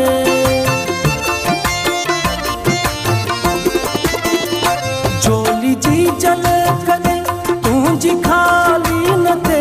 झोली जी जल कदे तुझी खाली न थे। झोली जी जल कदे तुझी खाली न थे। कई बागियूं जमियूं कई बागियूं जमियूं ओ कई तोता जमिया। हिन जनम हुन जनम लाइ वचन थो करियां। हिन जनम हुन जनम लाइ वचन थो करियां। मां जिते बि हुजां मां जिते बि हुजां ओ सिंध तुंहिंजो थियां। हिन जनम हुन जनम लाइ वचन थो करियां। हिन जनम हुन जनम लाइ।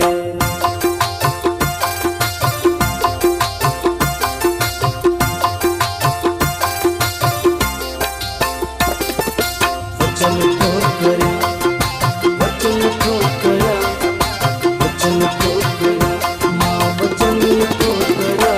जंग जोटी या जन सिंध जे सूरमन। जंग जोटी या जन सिंध जे सूरमन।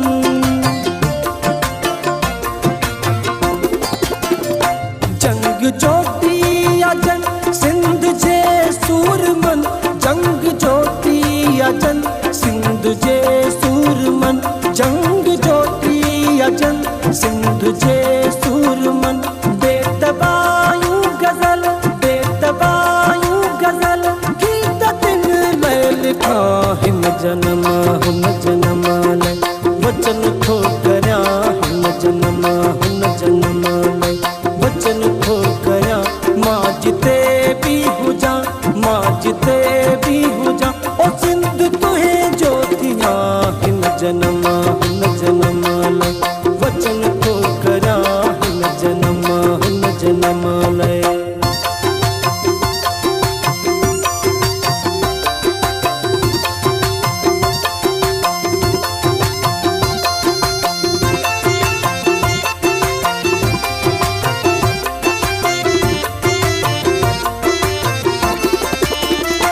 तुझे खेतन मंझा खुशबू ईंदी रहे। तुझे खेतन मंझा खुशबू ईंदी रहे। जिए जिए जिए जिए सिंधु जिए जिए जिए जिए सिंधु जिए जिए जिए जिए सिंधु जिए जिए जिए जिए। तुझे खेतन मंझा खुशबू ईंदी रहे। तुझे खेतन मंझा खुशबू ईंदी रहे। तुझे खेतन मंझा खुशबू ईंदी रहे। अंबलाणियूं लयूं अंबलाणियूं लयूं सभु मथायूं ॾिसां। हिन जनम हुन जनम लाइ वचन थो करियां। हिन जनम हुन जनम लाइ वचन थो करियां। मां जिते बि हुजां मां जिते बि हुजां ओ सिंध तुंहिंजो थियां। हिन जनम हुन जनम लाइ वचन थो करियां। हिन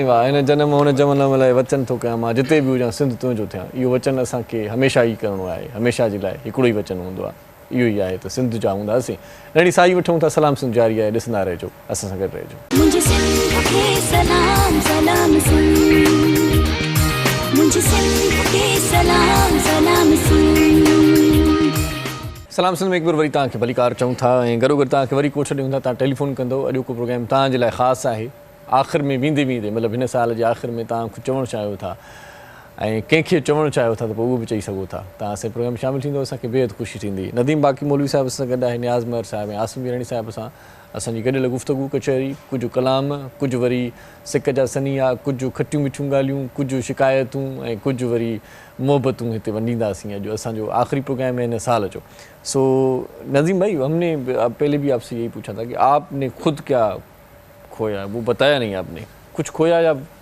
सिर्फ पाया ही पाया ना मैंने कुछ खोया ना मैंने कुछ पाया मैंने सिर्फ एक काम किया था कि दूसरों के लिए जीना सीखने की कोशिश की सही सही अपने लिए तो सब जीते हैं देखिए हमारी मसले क्या है कि हम खुशियां तलाश करते हैं अपने लिए सही सही जब दूसरों के लिए कोशिश करें खुशियां तलाश करने की तो फिर आप अपने लिए खुशी खुद ब खुद हासिल कर लें सही सही सही हमने भाई क्या दूसरों की खुशी में खुश होना हमने चाहिए। लेना सीख सही, लिया सही, है सही। देना नहीं सीखा सही आज मैं आपको बताऊं न्यू ईयर नाइट है ना आप ऐसा करें पूरे सिंध को मेरा पैगाम है अजरक जिस जिसके पास है ले अजरक पहने और अजरक तोहफे में दे वाह वाह वाह ठीक है ना और जहां आपको मौसीकी सिंधी मौसीकी लगाओ सड़क पे नाचो हाँ। नाचो मगर वो कौन सा कलाम किसी लगाए को वो आपको पसंद तकलीफ होता ना है दें। मुझे जो सबसे बेहतरीन है जबकि अमेरिका में मेरे दोस्त है वो भी कहते हैं जिए सिंध वाला जिए सिंधी सिंधी टोपी अजरक वाह। वाला तो ये जो है ना यकीन करें अंग्रेज जिनको सिंधी नहीं सही, आती यही। तो ये मोहब्बत की जबान सही है। फैलाना शुरू कर दे सही, सही। देखिए मैंने पिछले साल यही सोचा था इससे पहले जब छोटा था तो मुझे ये चाहिए वो चाहिए जवान हुआ तो जवानी में ये चाहिए इसी तरह आप देखें बुढ़ापे में भी लोगों का हवस है ये चाहिए वो जीना सीखिए ये जीते क्यों हैं हम सही। ऐसे जिए कि एक दिन भी जिए ना तो 100 साल की तरह हो हम 100 साल की जिंदगी जीना चाहते हैं मगर एक दिन अपने लिए नहीं जीते सही सी बात है। और अपने लिए जीने का मतलब यह है कि दूसरे अपने माहौल को सही है। इतना खुशगवार कर दें कि उनसे एहसास हो कि आप जिंदा हो सही देखिए अकेले में आप बैठे आपको एहसास होता है आप जिंदा नहीं जब लोग आपके इर्द गिर्द हो लोग आपको प्यार कर रहे हो आपके बारे में गुफ्तगू कर रहे हो अच्छी तो आपको लगता है कि आप जिंदा हो आपका वजूद है सही नदीम भाई वक्त जल्दी गुजर जाता है वक्त पता गुजर नहीं जाता चलता कल हम बचपना था हमारा बच्चे थे आज बड़े हो गए कल बूढ़े हो जाएंगे तो ये जल्दी जल्दी वक्त गुजरता है वक्त से फ़ायदा किस तरह से लिया जाए थोड़ा सा नौजवानों को भी गाइड करते जाए देखिए वक्त से फायदा इस तरह से लिया जाए कि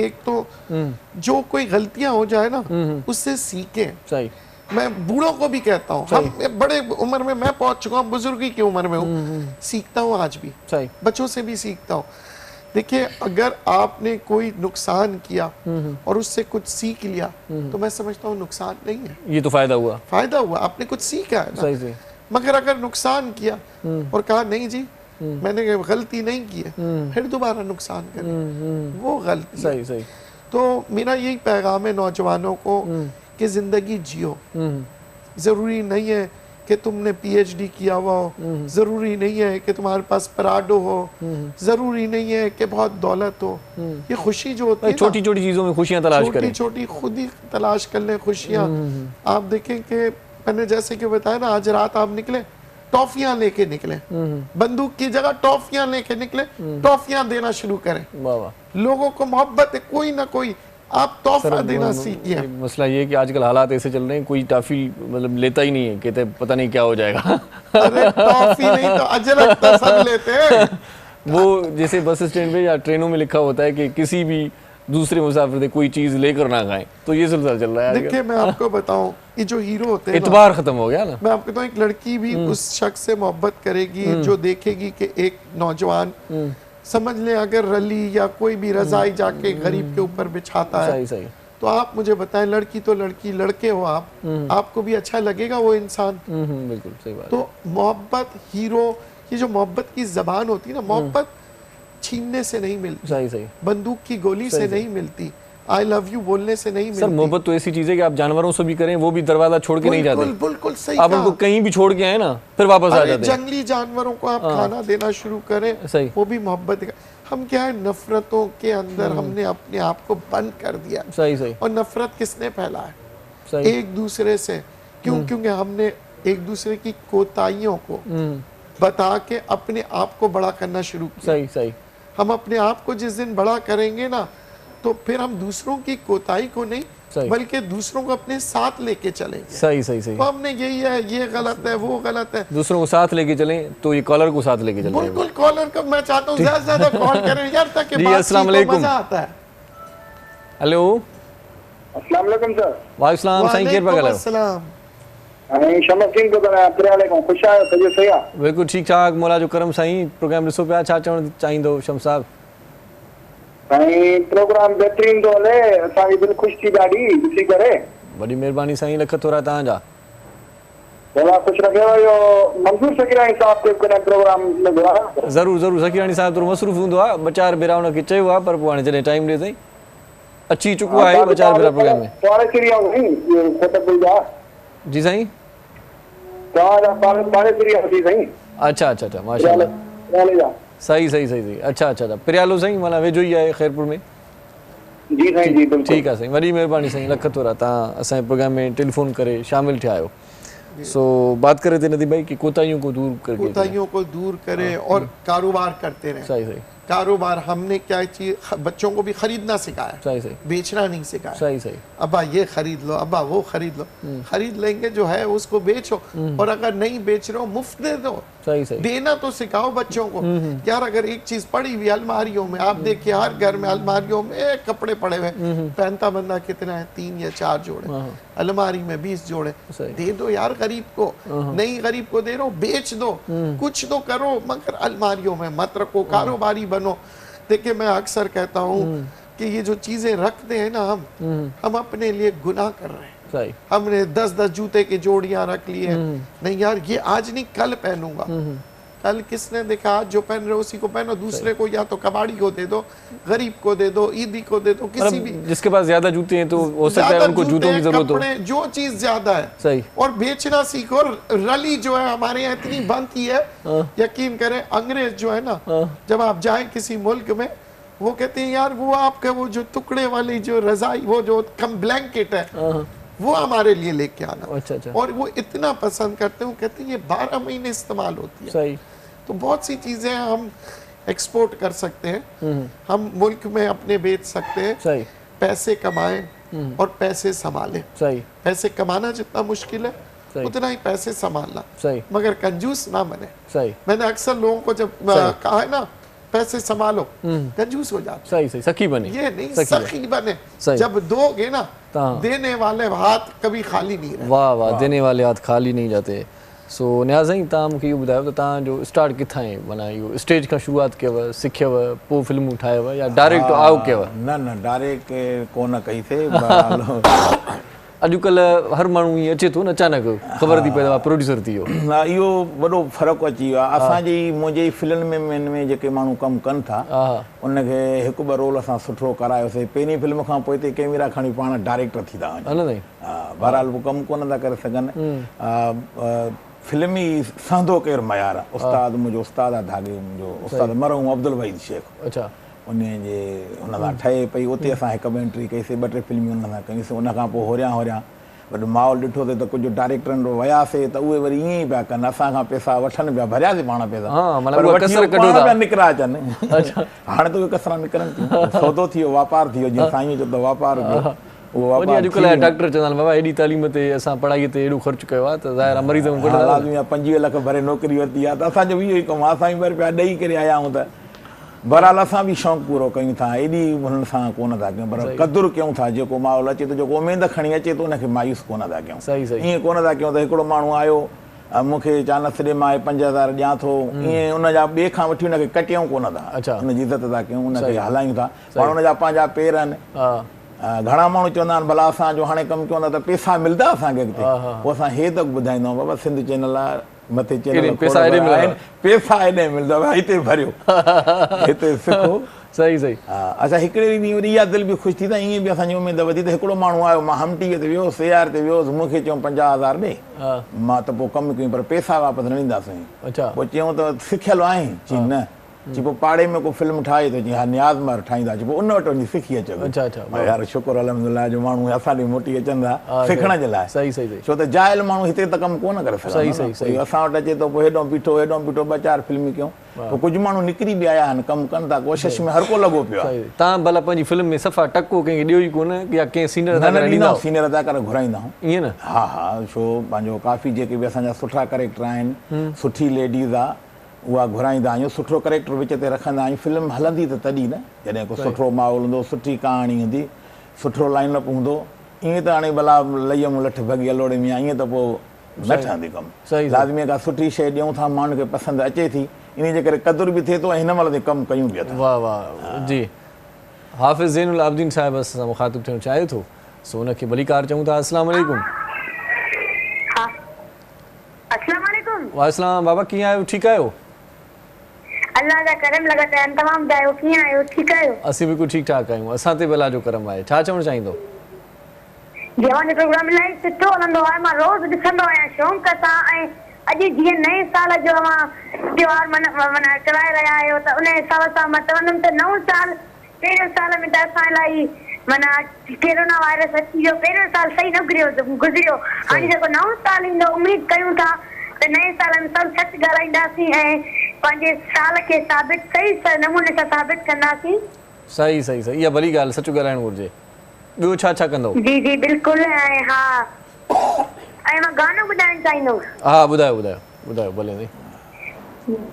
हिन जन्म हुन जन्म लाइ वतन थो करियां, हिन जन्म हुन जन्म लाइ वतन थो करियां, मां जिथे बि हुजां, मां जिथे बि हुजां, सिंध तुंहिंजो थियां। हिन जन्म हुन जन्म लाइ वचन थो करियां, हिन जन्म हुन जन्म लाइ वचन थो करियां, मां जिथे बि हुजां, मां जिथे बि हुजां, सिंध तुंहिंजो थियां। हिन जन्म हुन जन्म। अदा कीअं लॻो? वरी कोशिशि कई। ॾाढो सुठो ॾाढो सुठो, माशाअल्लाह, वॾी महिरबानी, तव्हां असांजे प्रोग्राम में शामिलु थियो। सो न्याज़ साहिबु, तव्हां ॻाल्हि कयो पिया त माना सुठी फिल्म ॾियण जी कोशिशि कंदा, पोइ लिखो पाण था या कहाणी स्टोरी कंहिंखां वठो था? पाण लिखंदा आहियूं घणो, लिखो बि पाण, ठाहियो बि पाण, ॾिसूं बि पाण। वाह, घर जा भाती त घर हूंदा ॾिसण में। दौर अहिड़ो आहे न, संगत को बि वठंदा आहियूं, राया दोस्त सुठा ॾींदा आहिनि। घर वारनि कॾहिं चयो त छा माना फज़ूल क़िस्म? हा, तंग आहिनि न साईं, तंग आहिनि। इहो छो तंग आहिनि? माना उन्हनि खे बसि उन्हनि में असांजो हेॾे सॼो ॾींहुं रिकॉर्डिंग ते 8-8 ॼाड़ा हेॾे होॾे, त पोइ घर बि तवजो घटि। घर में घणो तंग तव्हां केरु आहे?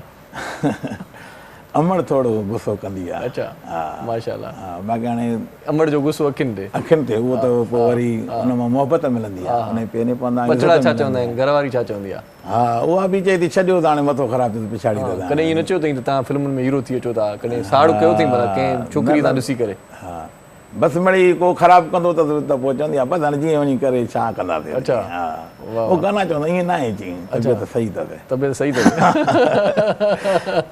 सही सही, हा शुक्र अल्हम्दुलिल्लाह। बसि वरी पंहिंजे घर खे बि सुठो टाइम ॾियूं था, हुते बि इज़त वक़्तु गुज़रे थो। सही, ऐं शौक़ सां बि पूरा आहियूं। पोइ हाणे ठहनि थियूं फिल्मूं जेके पाण पहिरियां ॻाल्हि कईसीं, म्यूज़िक सेंटर हूंदा हुआ, USP जॾहिं न हुई त पोइ त सुठियूं फिल्मूं हाणे ठहनि नथियूं, काफ़ी ढराई थी वई आहे। अच्छा, हाणे पब्लिसिटी नथी थिए उन्हनि जी एतिरी? न कोन्हे न, एडवर्टाइज़ कोन्हे का माना या ॿ रुपयनि जी आसरो उमेद कोन्हे। सही सही। पोइ असां बि, मां बि साल में 4 त फिल्मूं ॾेई वेंदो हुउसि। अच्छा, 3-4 ॾेई वेंदो हुउसि। हाणे जेको आहे साल में हीअ ॿी फिल्म बि सूरन जी मुंहिंजी अञा तयारु न थी आहे। अच्छा अच्छा, छा आहे त उहो शौक़ु कोन्हे।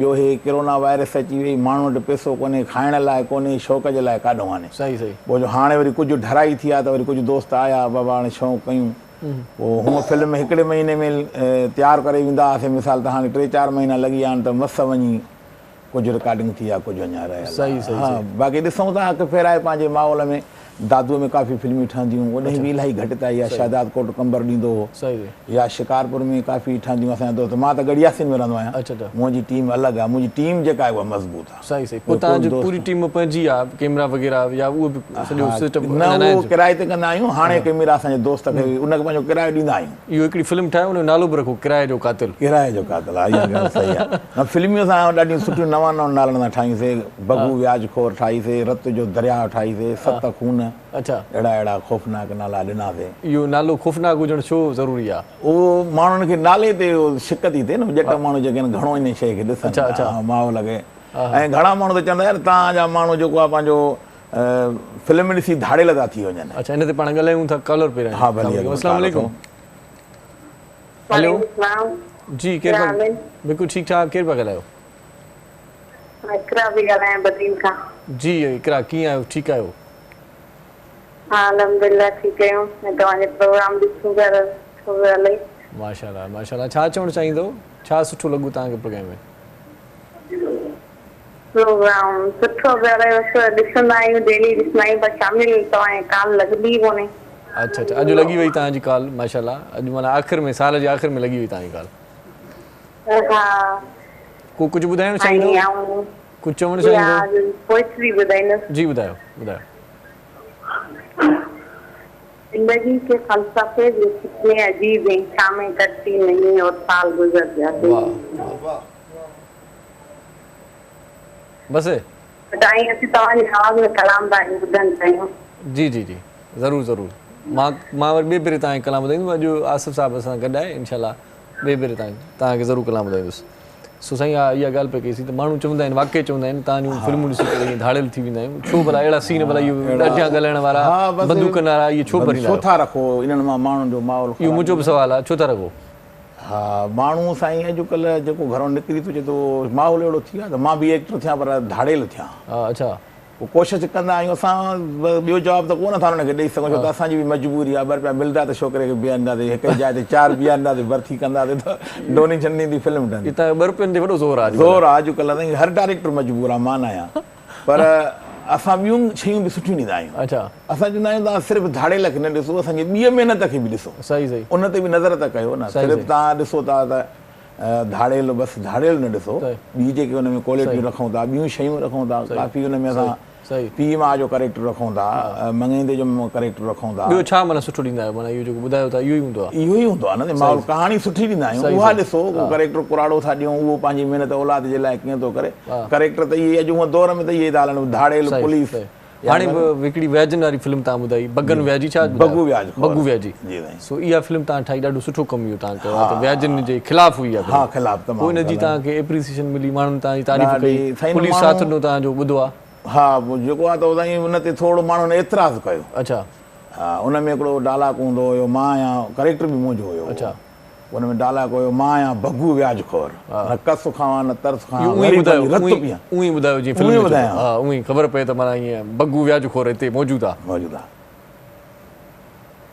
वञो वञो ग़रीबनि जी रत पीओ, छो त मां आहियां बगू व्याजखोर, न कस खावां न तरस खावां, ग़रीबनि जी रत पियां, रत।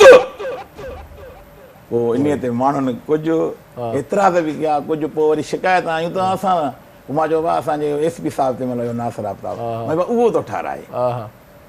सही, पंहिंजी जान छॾाइण जे लाइ त ओॾे उछलियूं, एसपी ख़बर ई न आहे, उनखे ख़बर ई न आहे, ऐं ख़बर पए त ॿधी वञे।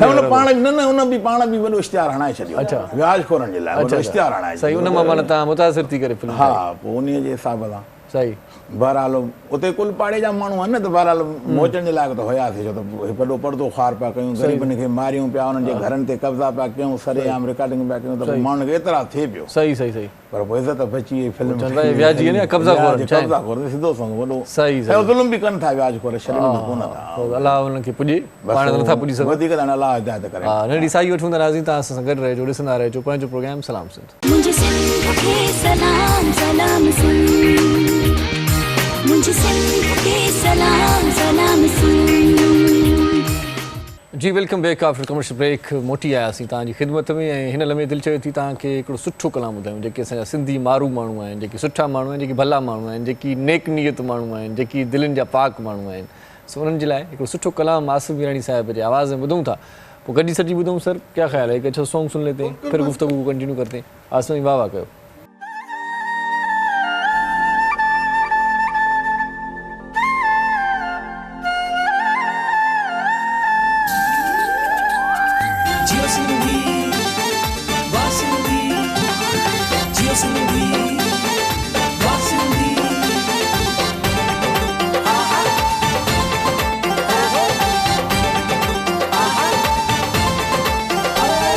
सिंधी टोपी वारा सरकार सिंधी टोपी वारा सरकार सिंधी तुंहिंजो ख़ैर हुजे सिंधी टोपी वारा सरकार सिंधी तुंहिंजो ख़ैर हुजे ख़ैर हुजे ख़ैर हुजे ख़ैर हुजे दुआऊं अथई मुंहिंजूं यार सिंधी तुंहिंजो ख़ैर हुजे दुआऊं अथई मुंहिंजूं यार सिंधी तुंहिंजो ख़ैर हुजे ख़ैर हुजे ख़ैर हुजे ख़ैर हुजे सिंधी टोपी वारा सरकार सिंधी तुंहिंजो ख़ैर हुजे सिंधी टोपी वारा सरकार सिंधी तुंहिंजो ख़ैर हुजे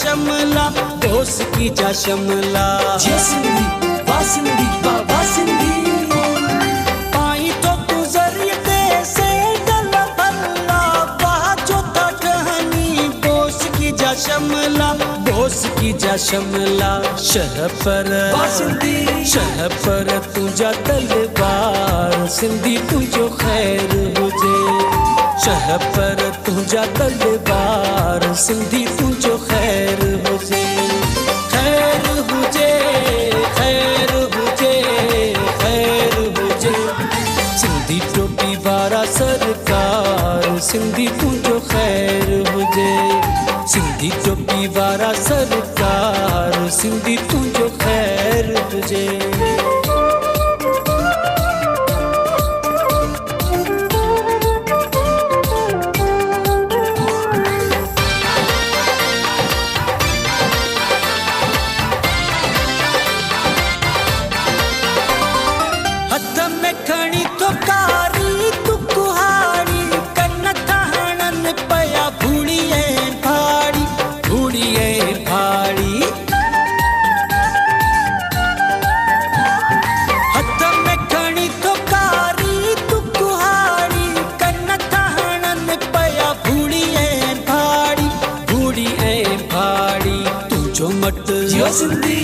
तुझो मट नाहे संसार सिंधी तुझो खैर हुजे तुझो मट नाहे संसार सिंधी तुझो खैर हुजे खैर हुजे खैर हुजे खैर हुजे सिंधी टोपी वारा सरकार सिंधी तुझो खैर हुजे सिंधी टोपी वारा सरकार सिंधी तुझो खैर हुजे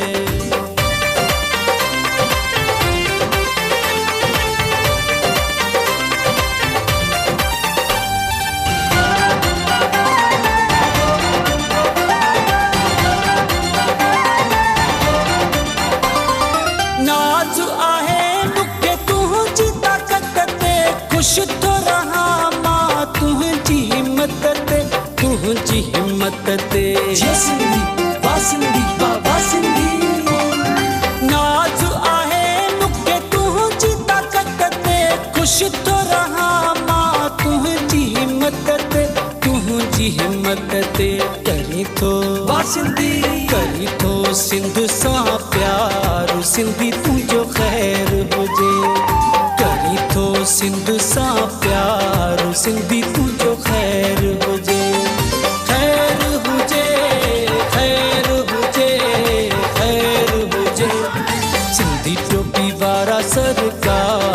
सिंधी तुंहिंजो ख़ैर हुजे सिंधी टोपी वारा सरकार सिंधी तुंहिंजो ख़ैर हुजे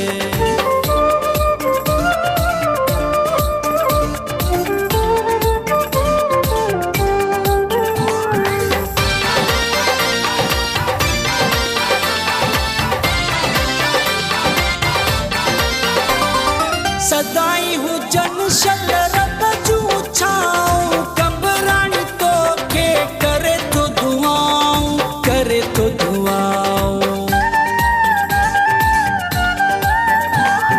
सदाई हुजन शल रब जूं छाऊं कबराणी तोखे करे तो दुआऊं दुश्मन थींदा सभु हार सिंधी तुंहिंजो ख़ैर हुजे दुश्मन थींदा सभु हार सिंधी तुंहिंजो ख़ैर हुजे ख़ैर हुजे ख़ैर हुजे ख़ैर हुजे सिंधी टोपी वारा सरकार सिंधी तुंहिंजो ख़ैर हुजे सिंधी टोपी वारा सरकार वाह साईं वाह साईं सिंधी तुंहिंजो ख़ैर हुजे सदाईं ख़ैरनि में हुजो साईं। सो नदीम भाई जैसे आप फिर भी हमने बात की थी कि वापस आएंगे तो मिनी बजट पे बात करेंगे जी। एक तो महंगाई ने पहले से ही अवाम को सताया है और ऊपर से फिर चीज़ें महंगी हो गई, क्या कहेंगे आप ये नए साल की आमद और इतनी महंगाई क्या होगा? सब बात है उदासी की मगर करना ज़रूरी है। सही। पाकिस्तान में जब कोविड आया था तो 29,000 लोग मरे थे जिस पे सारी दुनिया पाकिस्तान में हर जगह पे लोग बहुत अफसोस कर रहे थे। शायद आज लोग ज़्यादा अफसोस करेंगे मेरी ये बात सुन के कि पाकिस्तान में हर साल 1,70,000 बच्चे 5 साल की उम्र तक नहीं पहुंच सकते। अच्छा। खुराक की वजह से कमी की वजह से वो मर जाते। सही। यानी 1,70,000 फौतगी के ऊपर क्या हुकूमत को नज़र नहीं आ रही? सही। क्या उनको ये नहीं पता मेल न्यूट्रिशन का मतलब क्या है कि नहीं माओ को खुराक नहीं मिल रहा है, बच्चों को नहीं मिल रहा है। सही। और ऐवानों में बैठे हुए लोग बड़े आसानी से कह देते हैं थोड़ा सा ही तो हमने बजट बढ़ाया है। देखिए बात थोड़े से की नहीं है। एक माँ बाप जो है ना अपना पेट काट के अपने आप को फाके में रख के भी अपने बच्चे के लिए अच्छे से अच्छा दूध लेके आते हैं। सही बात। क्योंकि हमारे यहाँ मजबूरी ये है कि माएँ जो है सेहतमंद नहीं है। सही। वरना माँ का दूध सबसे अच्छा है। सही। मगर जब माँ सेहतमंद नहीं, बाप परेशान है और औलाद सामने है तो इंसान कोशिश करता है कि अपने औलाद को किसी न किसी तरीके से अच्छी खुराक दे। सही। ज्यादा नहीं मांग रहे, कोई बंगला कोई गाड़ियाँ नहीं, सही खुराक की बात करते हैं। सही।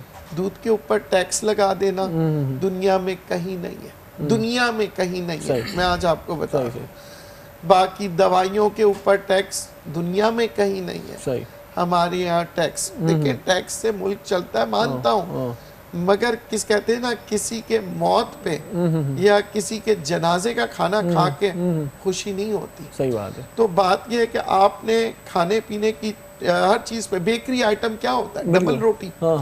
डबल रोटी खाता है आदमी, बूढ़ा ज़ईफ आदमी जिससे खाना हजम नहीं होता। सही बात है। ठीक है। बुढ़ापे में बाहर मुल्कों में लोग टैक्स खत्म कर देते हैं, उनको ज्यादा सहूलतें देते हैं, बल्कि हर चीज की सहूलत होती है। ये जो डबल रोटी है मैं आज आपको बता दूं एक जो आम डबल रोटियां डॉन बेक पार्लर ये सारी पहले 20 रुपए में आती थी, 3 साल पहले 50 रुपए में आती थी, आज 75 और आइंदा इंशाल्लाह ऐसा अगर टैक्स रहा तो 90 रुपए। तो नदीम भाई मतलब इत्तेफाक हुआ 2-4 दिन पहले होटल पे नाश्ता करने का, एक सादा सा ढाबा था वहाँ पर किया 40 रुपए का एक जो है पराठा। तो गरीब बंदा क्या करेगा? अब वो ये एक पराठा सिर्फ 40 रुपए का। देखिए बात ये वो जो 10 रुपए में मिलता था बात ये होती अभी हाल ही में मिलता था। टैक्स लगाने वाले जो प्राइम मिनिस्टर साहब को भी यही कहते होंगे जो अवाम के सामने बड़ी बेशर्मी से उन्होंने कहा जनाब कुछ नहीं होता थोड़ा सा टैक्स, जनाब आप आइए किसी दिन ये सूट बूट निकाल के किसी दिन एक गरीब के झोपड़े में सिर्फ 24 घंटा रहे। 24 घंटा अगर मैं ये तमाम पार्लियामेंट के लोगों को ऐसी जिंदगी गुजरवाऊं जैसे कि गरीब गुजारते हैं, खुदा की कसम खा के कहता हूँ इनमें से कोई भी महंगाई नहीं करेगा। मसला ये है कि ये सब ऐसे लोग हैं जो अमेरिका से बुलाए हुए लोग हैं, जो बरतानिया से बुलाए हुए लोग हैं। उनको क्या पता कि खैरपुर में क्या हो रहा है, उनको क्या पता कि सियालकोट, गुजरांवाला, मुल्तान, मुख्तलिफ बलूचिस्तान, कोयटा क्या हो रहा है, कुछ नहीं पता। कि अमेरिका से आते हैं, बचपन भी इन्होंने कैसे गुजारा है, एयर कंडीशन स्कूल में पढ़े लिखे, बाहर मुल्क के बेहतरीन स्कूलों में, इनको क्या पता दर्द क्या है। इन्होंने कभी किराए पे साइकिल लेके चलाई है, कभी इन्होंने लट्टू खेला है, कभी उस गुर्बत में, क्योंकि बच्चे के पास खिलौने नहीं होते हैं, वो उसी मिट्टी में अपना खिलौना बनाता है। कभी उस बच्चे को रोते हुए देखा है, जो बच्चा रो रहा होता है कि माँ मानी मानी, और माँ कहती है सब्र कर। कभी देखा है? नहीं देखा। इमरान खान साहब कहते हैं कि जनाब तो रियासत मदीना बनाने वाले थे। रियासत मदीना में अगर काम करना है तो लोगों को कारोबार दे, तिजारत दे।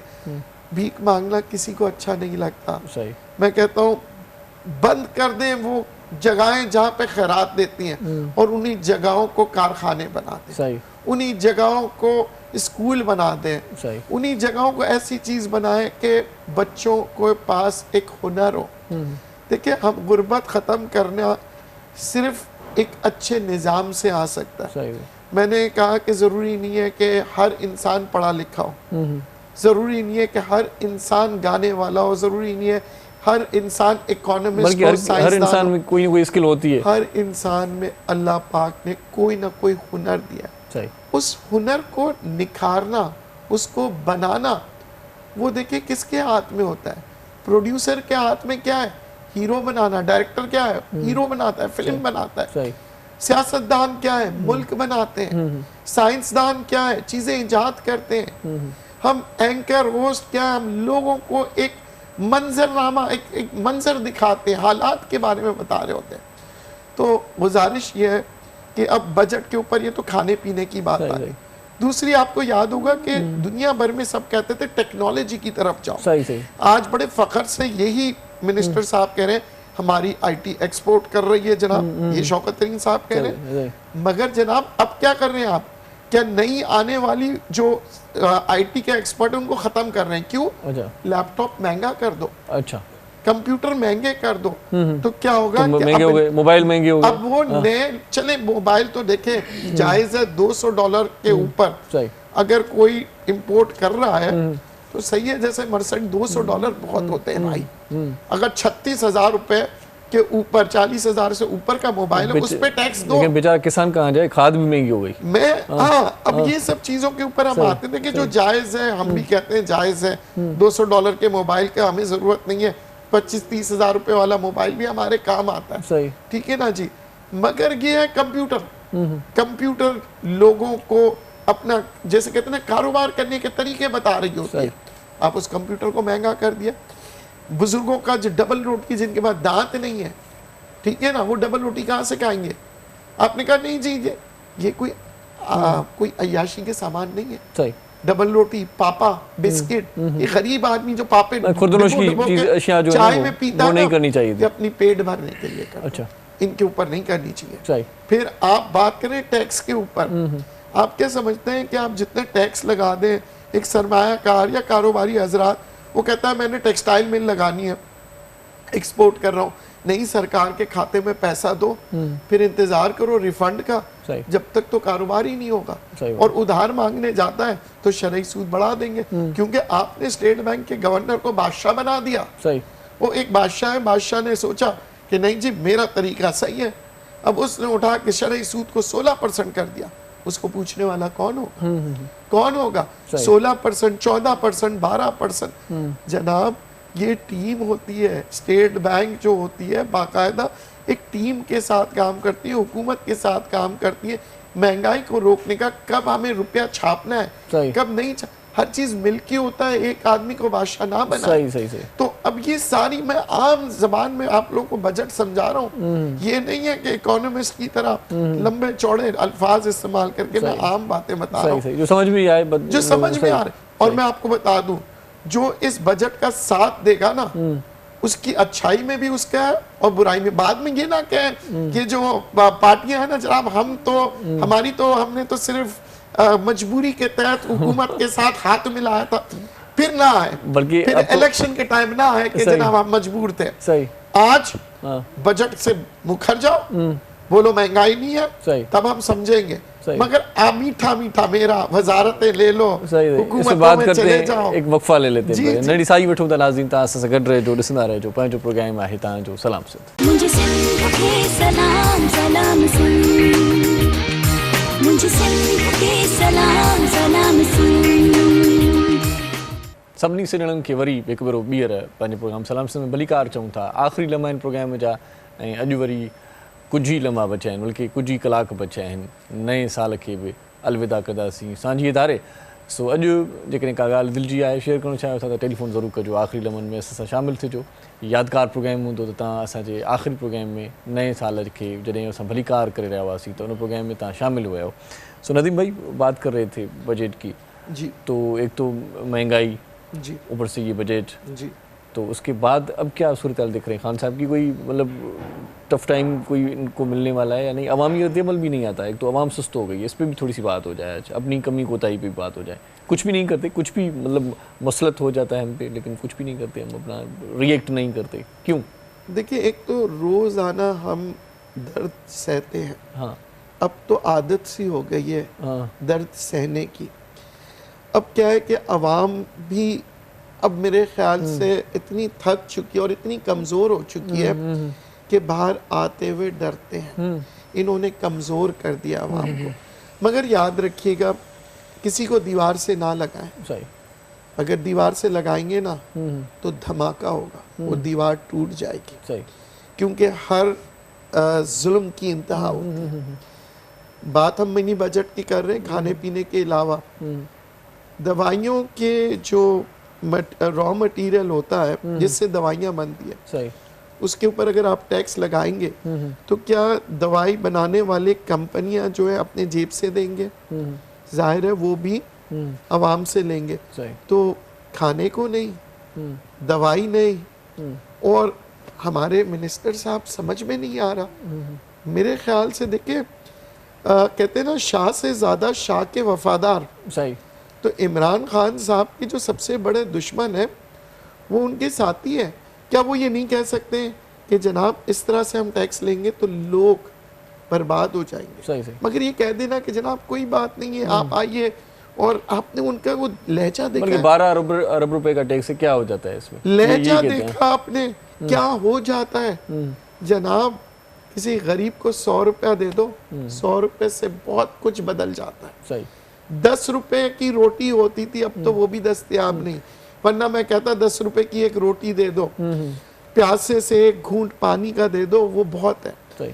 देखिए, बात यह है कि अब आने वाले दिनों में क्या होगा? सही। जब बजट बनेगा ना पिछले आने वाले सालों में, जून में, सही। ये क्या कहेंगे? जनाब मैंने आपसे कहा था कि हम चीजें बेहतर करेंगे। सही। और अब हम थोड़ा सा कम, यानी कि 150 रुपए का पेट्रोल ले जाके आप 130 पे लाएंगे और कहेंगे देखा मैंने कहा था ना मैंने आप लोगों को कहा था सब्र करें, अब 130, अब इंशाल्लाह 100 पे लाऊंगा, मुझे ही वोट दीजिएगा। ये सियासत होता है। सही। ठीक है, ये सियासत होता है। अभी जितना महंगाई करनी है करो, जून में बजट आएगा, अवाम दोस्त बजट होगा। अच्छा नदीम भाई, मुझे ये बताएं कि ये तो जो भी है होता आ रहा है, लेकिन हम किस तरह से अपना गुजारा करें? कोई प्लानिंग, कोई टिप देना चाहेंगे, कोई नुस्खा? क्या करे बंदा? हालात तो यही है, किस तरह से अपना घर चलाए, क्या कर सकता है, क्या तरीक़ेकार होना चाहिए? अब ये प्लानिंग करनी चाहिए हमें। जनाब नौकरी के साथ साथ दूसरे काम करना शुरू कर दें। सही बात है।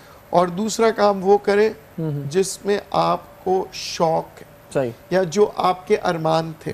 फालतू बेचने का टाइम नहीं है। देखिए, हमें जो भी शौक है, अगर गाने का शौक है ना तो पहले तो करो नौकरी जिससे खाना पीना चलता रहे। सही सही। शाम को जाओ, सिर्फ शौक के पीछे नहीं चले। नहीं, शौक के पीछे, शौक जो है आपको करोड़पति बना देगी। अच्छा। नौकरी आपको पेट में रोटी देते जाएगी जब तक कि आप करोड़पति नहीं बनते। ये बड़े बड़े अदाकार हिंदुस्तान के आप देखे रोडों पे थे, मगर साइड में आप देखें कोई जो है ना वो कबाब बनाता था, कोई पराठे बनाता था, मगर साइड में अपने फन को रखता था। और ये मैं नहीं कह रहा कि सिर्फ अदाकार, आप अगर किसी भी किस्म का फन रखते हैं, आपको सिलाई कढ़ाई आती है, आपको किसी किस्म का खाना पकाना आता है, होटल छोटा सा अपना ऑनलाइन खोल दे। जॉन एलिया का एक शेर है ना, मुद्दत से कर रहे हो नौकरी साहब, तुम अपना कारोबार क्यों नहीं कर रहे? अपना कारोबार करना शुरू करो। क्यों? क्योंकि जो महंगाई है वो बढ़ते चले जा रही है। देखे, और पाकिस्तान में ऐसा हो रहा है खास तौर पे कि दुनिया भर में है 3.5% महंगाई। सही। हमारे यहाँ 9 से शुरू होता है, 12 तक चला जाता है। सही। तो हम तो बहुत दुनिया से आगे निकल चुके हैं। अक्सर हमारे जो मिनिस्टर्स हैं आजकल दुनिया का बड़ा जिक्र करते हैं कि जिन्हें वहाँ महंगाई है, तो दुनिया में महंगाई 3.5% हुई है। सही। पाकिस्तान में 9 से लेके 12 तक गई है महंगाई, इन्फ्लेशन जिसे कहते हैं।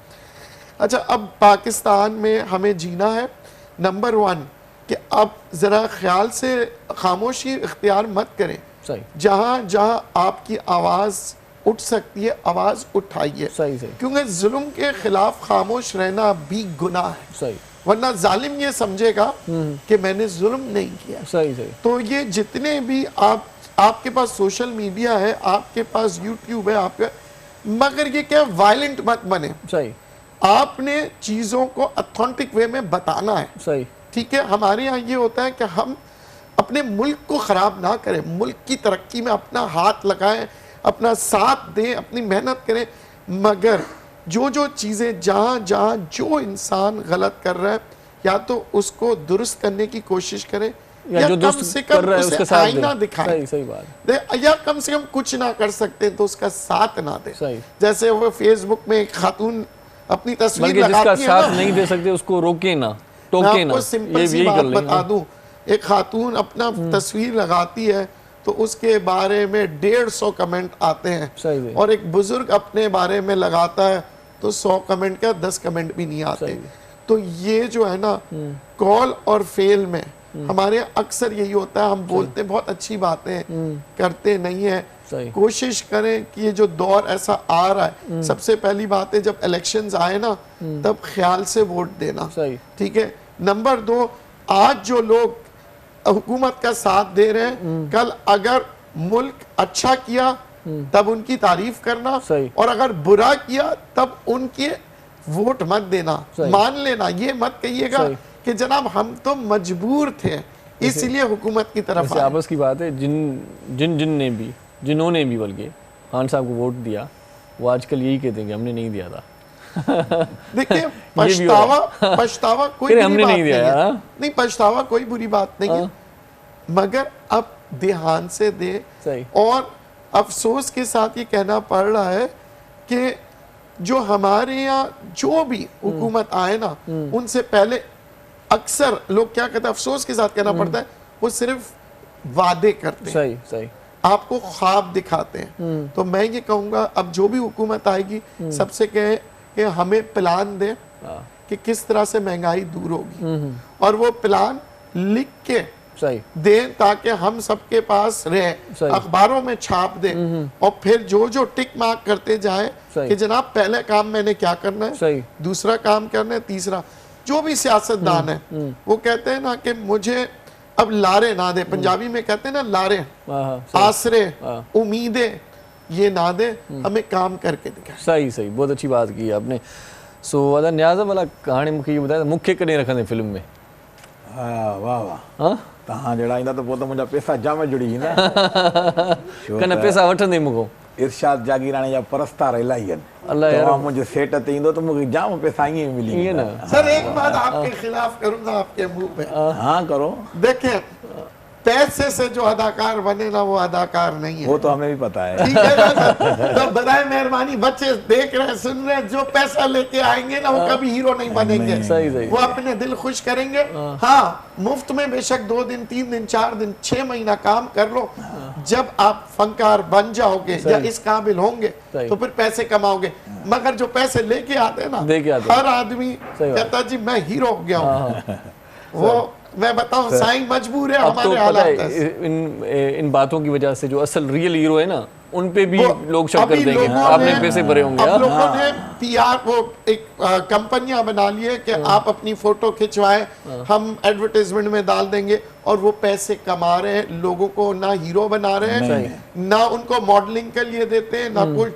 1.5 लाख बच्चे जाते हैं, उसमें से 2 को सेलेक्ट करते हैं, बाकी सब वो अमीर हो गए। तो बराए मेहरबानी ऐसी जगहों पे पैसे ना लगाएं, उसी पैसों को जमा करें 1 साल तक और अपनी फिल्म बनाए, साईं को पैसे दें कि सर आपको हम प्रोडक्शन के पैसे देंगे। नदीम भाई कोई शॉर्ट मैसेज देना चाहेंगे आखिर में? शॉर्ट मैसेज यही है कि गम गुस्सों को भूल के अपने बुजुर्गों को, अपने प्यारों से मोहब्बत करें। पहले अपनी फैमिली से मोहब्बत करें, फिर मुल्क से मोहब्बत करें, और अमलन काम करना शुरू करें। हम बातें बहुत कहते हैं, बहुत सुनते हैं, मगर खुद नहीं करते। सही सही, बहुत अच्छी बात। साईं आखिर में मैसेज तव्हांजो आहे? हाँ साईं बिल्कुलु, मैसेज इहो ई आहे त जेको बि माण्हू ॿ रुपया कमाए उहो पंहिंजे घर ते ख़र्च करे, पंहिंजे हुन ते अफ़वाही जेके शौक़ आहिनि उहे पैदा न करे। वाह वाह। जे हुनखे नंढड़ी मोबाइल जी ताक़त आहे त वॾी मोबाइल जो शौक़ु न रखे। जे हुनखे पंहिंजे शहर तो अचणु आहे त कराची तो अचण जी उमेद न रखे, छो त हुन में ख़र्चु घणो आहे, न पुॼी सघंदो, छिकिजी वेंदो, रहिजी वेंदो। इन जे करे पंहिंजनि वॾनि जी इज़त करे पंहिंजे घर ते ख्यालु। सही, वॾी महिरबानी, बहुत शुक्रिया नदीम भाई, आप हमारे प्रोग्राम में तशरीफ़ लाए, वॾी महिरबानी न्याज़ तव्हांजी। ऐं आसिफ़ साईं तव्हांजा लख कुर्ब, आख़िर में तव्हां खां हिकिड़ो सुठो कलाम अञा ॿुधंदासीं। बिल्कुलु। सो बरम साईं तव्हांजी वॾी महिरबानी। सो आख़िर में दिलि चए थी मौला जो क़सीदो थी वञे, उहो ॿुधूं था। सो नदीम साहिबु ॾाढी ज़बरदस्त ॻाल्हि कई नाज़रीन, त जेकी बि मुश्किलातूं आहिनि, ॾुखियायूं आहिनि, हिकु त सबबु इहो ई आहे त पाण पंहिंजा जेकी आला ईवाननि में माण्हू वेठल आहिनि, चूंडियल जेकी नुमाइंदा असांजा आहिनि, उन्हनि जी चूंड सही नथा कयूं। सो हिन भेरे जॾहिं बि इलेक्शन थिए त पोइ तव्हां वोट पंहिंजो सही नमूने सां उनजो हक़ु अदा कजो, ऐं ईअं न कजो जो वरी पाण बेल में हुजूं। सो हिन हवाले सां मूंखे हिकिड़ी ॻाल्हि यादि अचे थी त हिकिड़ो चूंडियल नुमाइंदो कंहिं तक में जीअं वेंदा आहिनि इलेक्शन वारी मुहिम में, त बाबा छा खपई, कहिड़ी शइ खपई, हाज़ुर आहियां आउं, तूं रुॻो वोट मूंखे ॾिजांइ। त उते हिकिड़े बुज़ुर्ग पीर सन हुन चूंडियल, बल्कि जेको चूंडजण जो ख़्वाहिशमंद हुयो, सो हिकिड़े उमेदवार खे उन चयो त बाबा ॻाल्हि इहा आहे त मुंहिंजो ॿियो को बि हुकुम काम न आहे, मूंखे सिर्फ़ु हिकिड़ो गॾु वठी ॾे, मां पंहिंजो धंधो कंदुसि, रोज़गारु कंदुसि, मां रेड़ो हलाईंदुसि या कुझु बि। त उहो हमराह जेको आहे उमेदवार वियो सॼी मार्केट मां, पुछा कयईं, गॾु हुनखे ॾाढो महांगो पियो मिले, मोटी आयो। उन बुज़ुर्ग खे चईं साईं ॻाल्हि इहा आहे त मां गॾु वठी नथो ॾेई सघां, गॾु आहे 40,000 रुपए, वॾो महांगो आहे। सो हाणे तूं का ॿी का फरमाइश कर। त बुज़ुर्ग चए बाबा मां वोट तोखे न ॾींदुमि, छो त तो वटि मुंहिंजी वैल्यू गॾु जेतिरी बि न आहे, माना तूं मूंखे गॾु बि नथो वठी ॾेई सघे, त पोइ मां वोट तोखे छो ॾियां। सो इन हवाले सां बसि इहो ई आहे त वोट जेकॾहिं ॾिजो त सोचे सम्झी ॾिजो। इहे जेके दोस्त असांजा बिरयानी जी प्लेटुनि ते, थधनि शरबतुनि ते, ऐं रुॻो ईअं सलाम दुआ ते साईं साहिबु सलाम कयो त मां सम्झो त साईं साहिबु को मुंहिंजो आहे, ईअं न कजो। ॿेली सभिनी मुश्किलातुनि जो हल हिकिड़ो ई आहे त वोट सही ॾियो ऐं सुठे माण्हू खे ॾिजो। अॼोको प्रोग्राम हिते पुॼाणी ते पहुचे थो। नेक तमन्नाऊं आहिनि तव्हांजे लाइ, नेक ख़्वाहिशूं आहिनि तव्हांजे लाइ। अलाह साईं तव्हांखे पंहिंजे हिफ़्ज़ोमान में रखे, ख़ुशियूं मालामाल हुजो तव्हां, ख़ुशियुनि सां, बरकतुनि सां, रहमतुनि सां, बसि मूड सुठो रखंदा कयो। ॾुखियायूं ईंदियूं आहिनि सो सवड़ आयर पेर ड्रिगेड़ियो, जेतिरी तव्हांजी चवंदा आहिनि त उहो कुझु कजे जो ओखी महल कमु अचे या मींहं वसंदे कमु अचे। सो हरू भरू फज़ूल ख़र्ची बि न कयो, महांगाई ॾाढी अथव। सो नए साल खे वेलकम कंदासीं इंशाअल्लाह सांझी इदारे। सो वरी पाण नए साल में मिलंदासीं। अॼोको प्रोग्राम हिते पूरो थिए थो, 1 साल जी साई आहे। पोइ हिन विच में हयाती बख़ैर, सिरंडे ख़ैर हुजे, वरी मुलाक़ात थींदी। इरशाद जागीरणी मोकिलाए थो, जी लतीफ़ जी मिठी ॿोली, पाण सदाईं गॾु। अल्लाह भाई।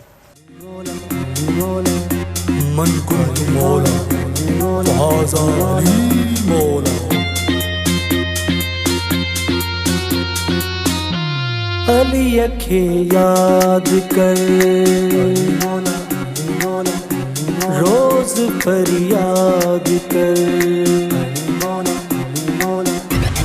अली खे याद कर, रोज फरियाद कर, मौला के याद कर, रोज फरियाद कर। अली जे नाम सा, मौला जे नाम सा, पंहिंजी दिल शाद कर। अली खे याद कर, रोज फरियाद कर, मौला के याद कर, रोज फरियाद कर।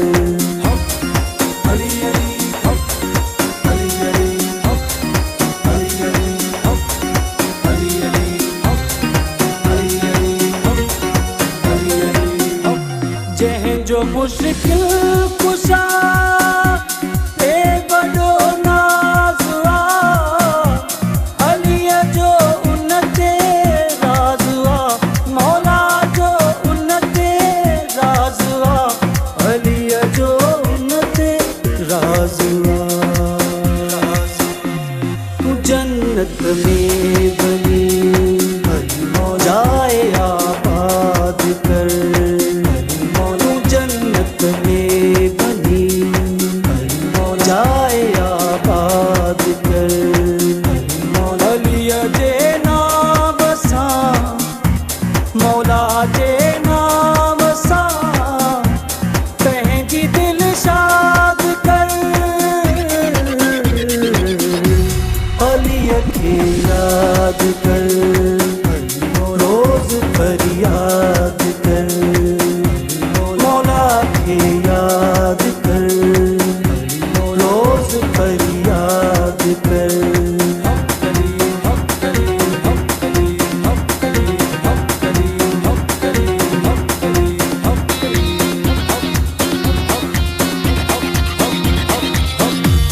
दीन खातिर सदा अलीअ के दी कई हथन सां बचड़ा कुहाया हथन सां बचड़ा कुहाया हथन सां बचड़ा कुहाया अलीअ जे नाम जो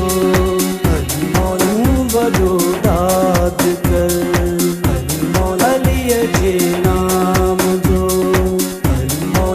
वॾो दाद कर अलीअ जे नाम सां मौला जे नाम सां पंहिंजी दिल शाद कर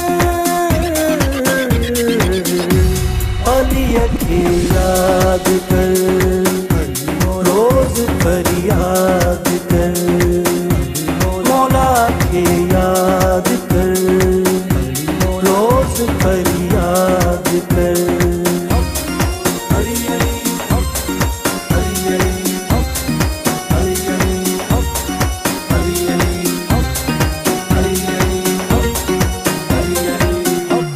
जबे सुबहान शाह थी तू मौलाई अथई उन में ही भलाई अथई उन में ही भलाई अथई उन में ही भलाई बुराई खे बनी हाणे आज़ाद कर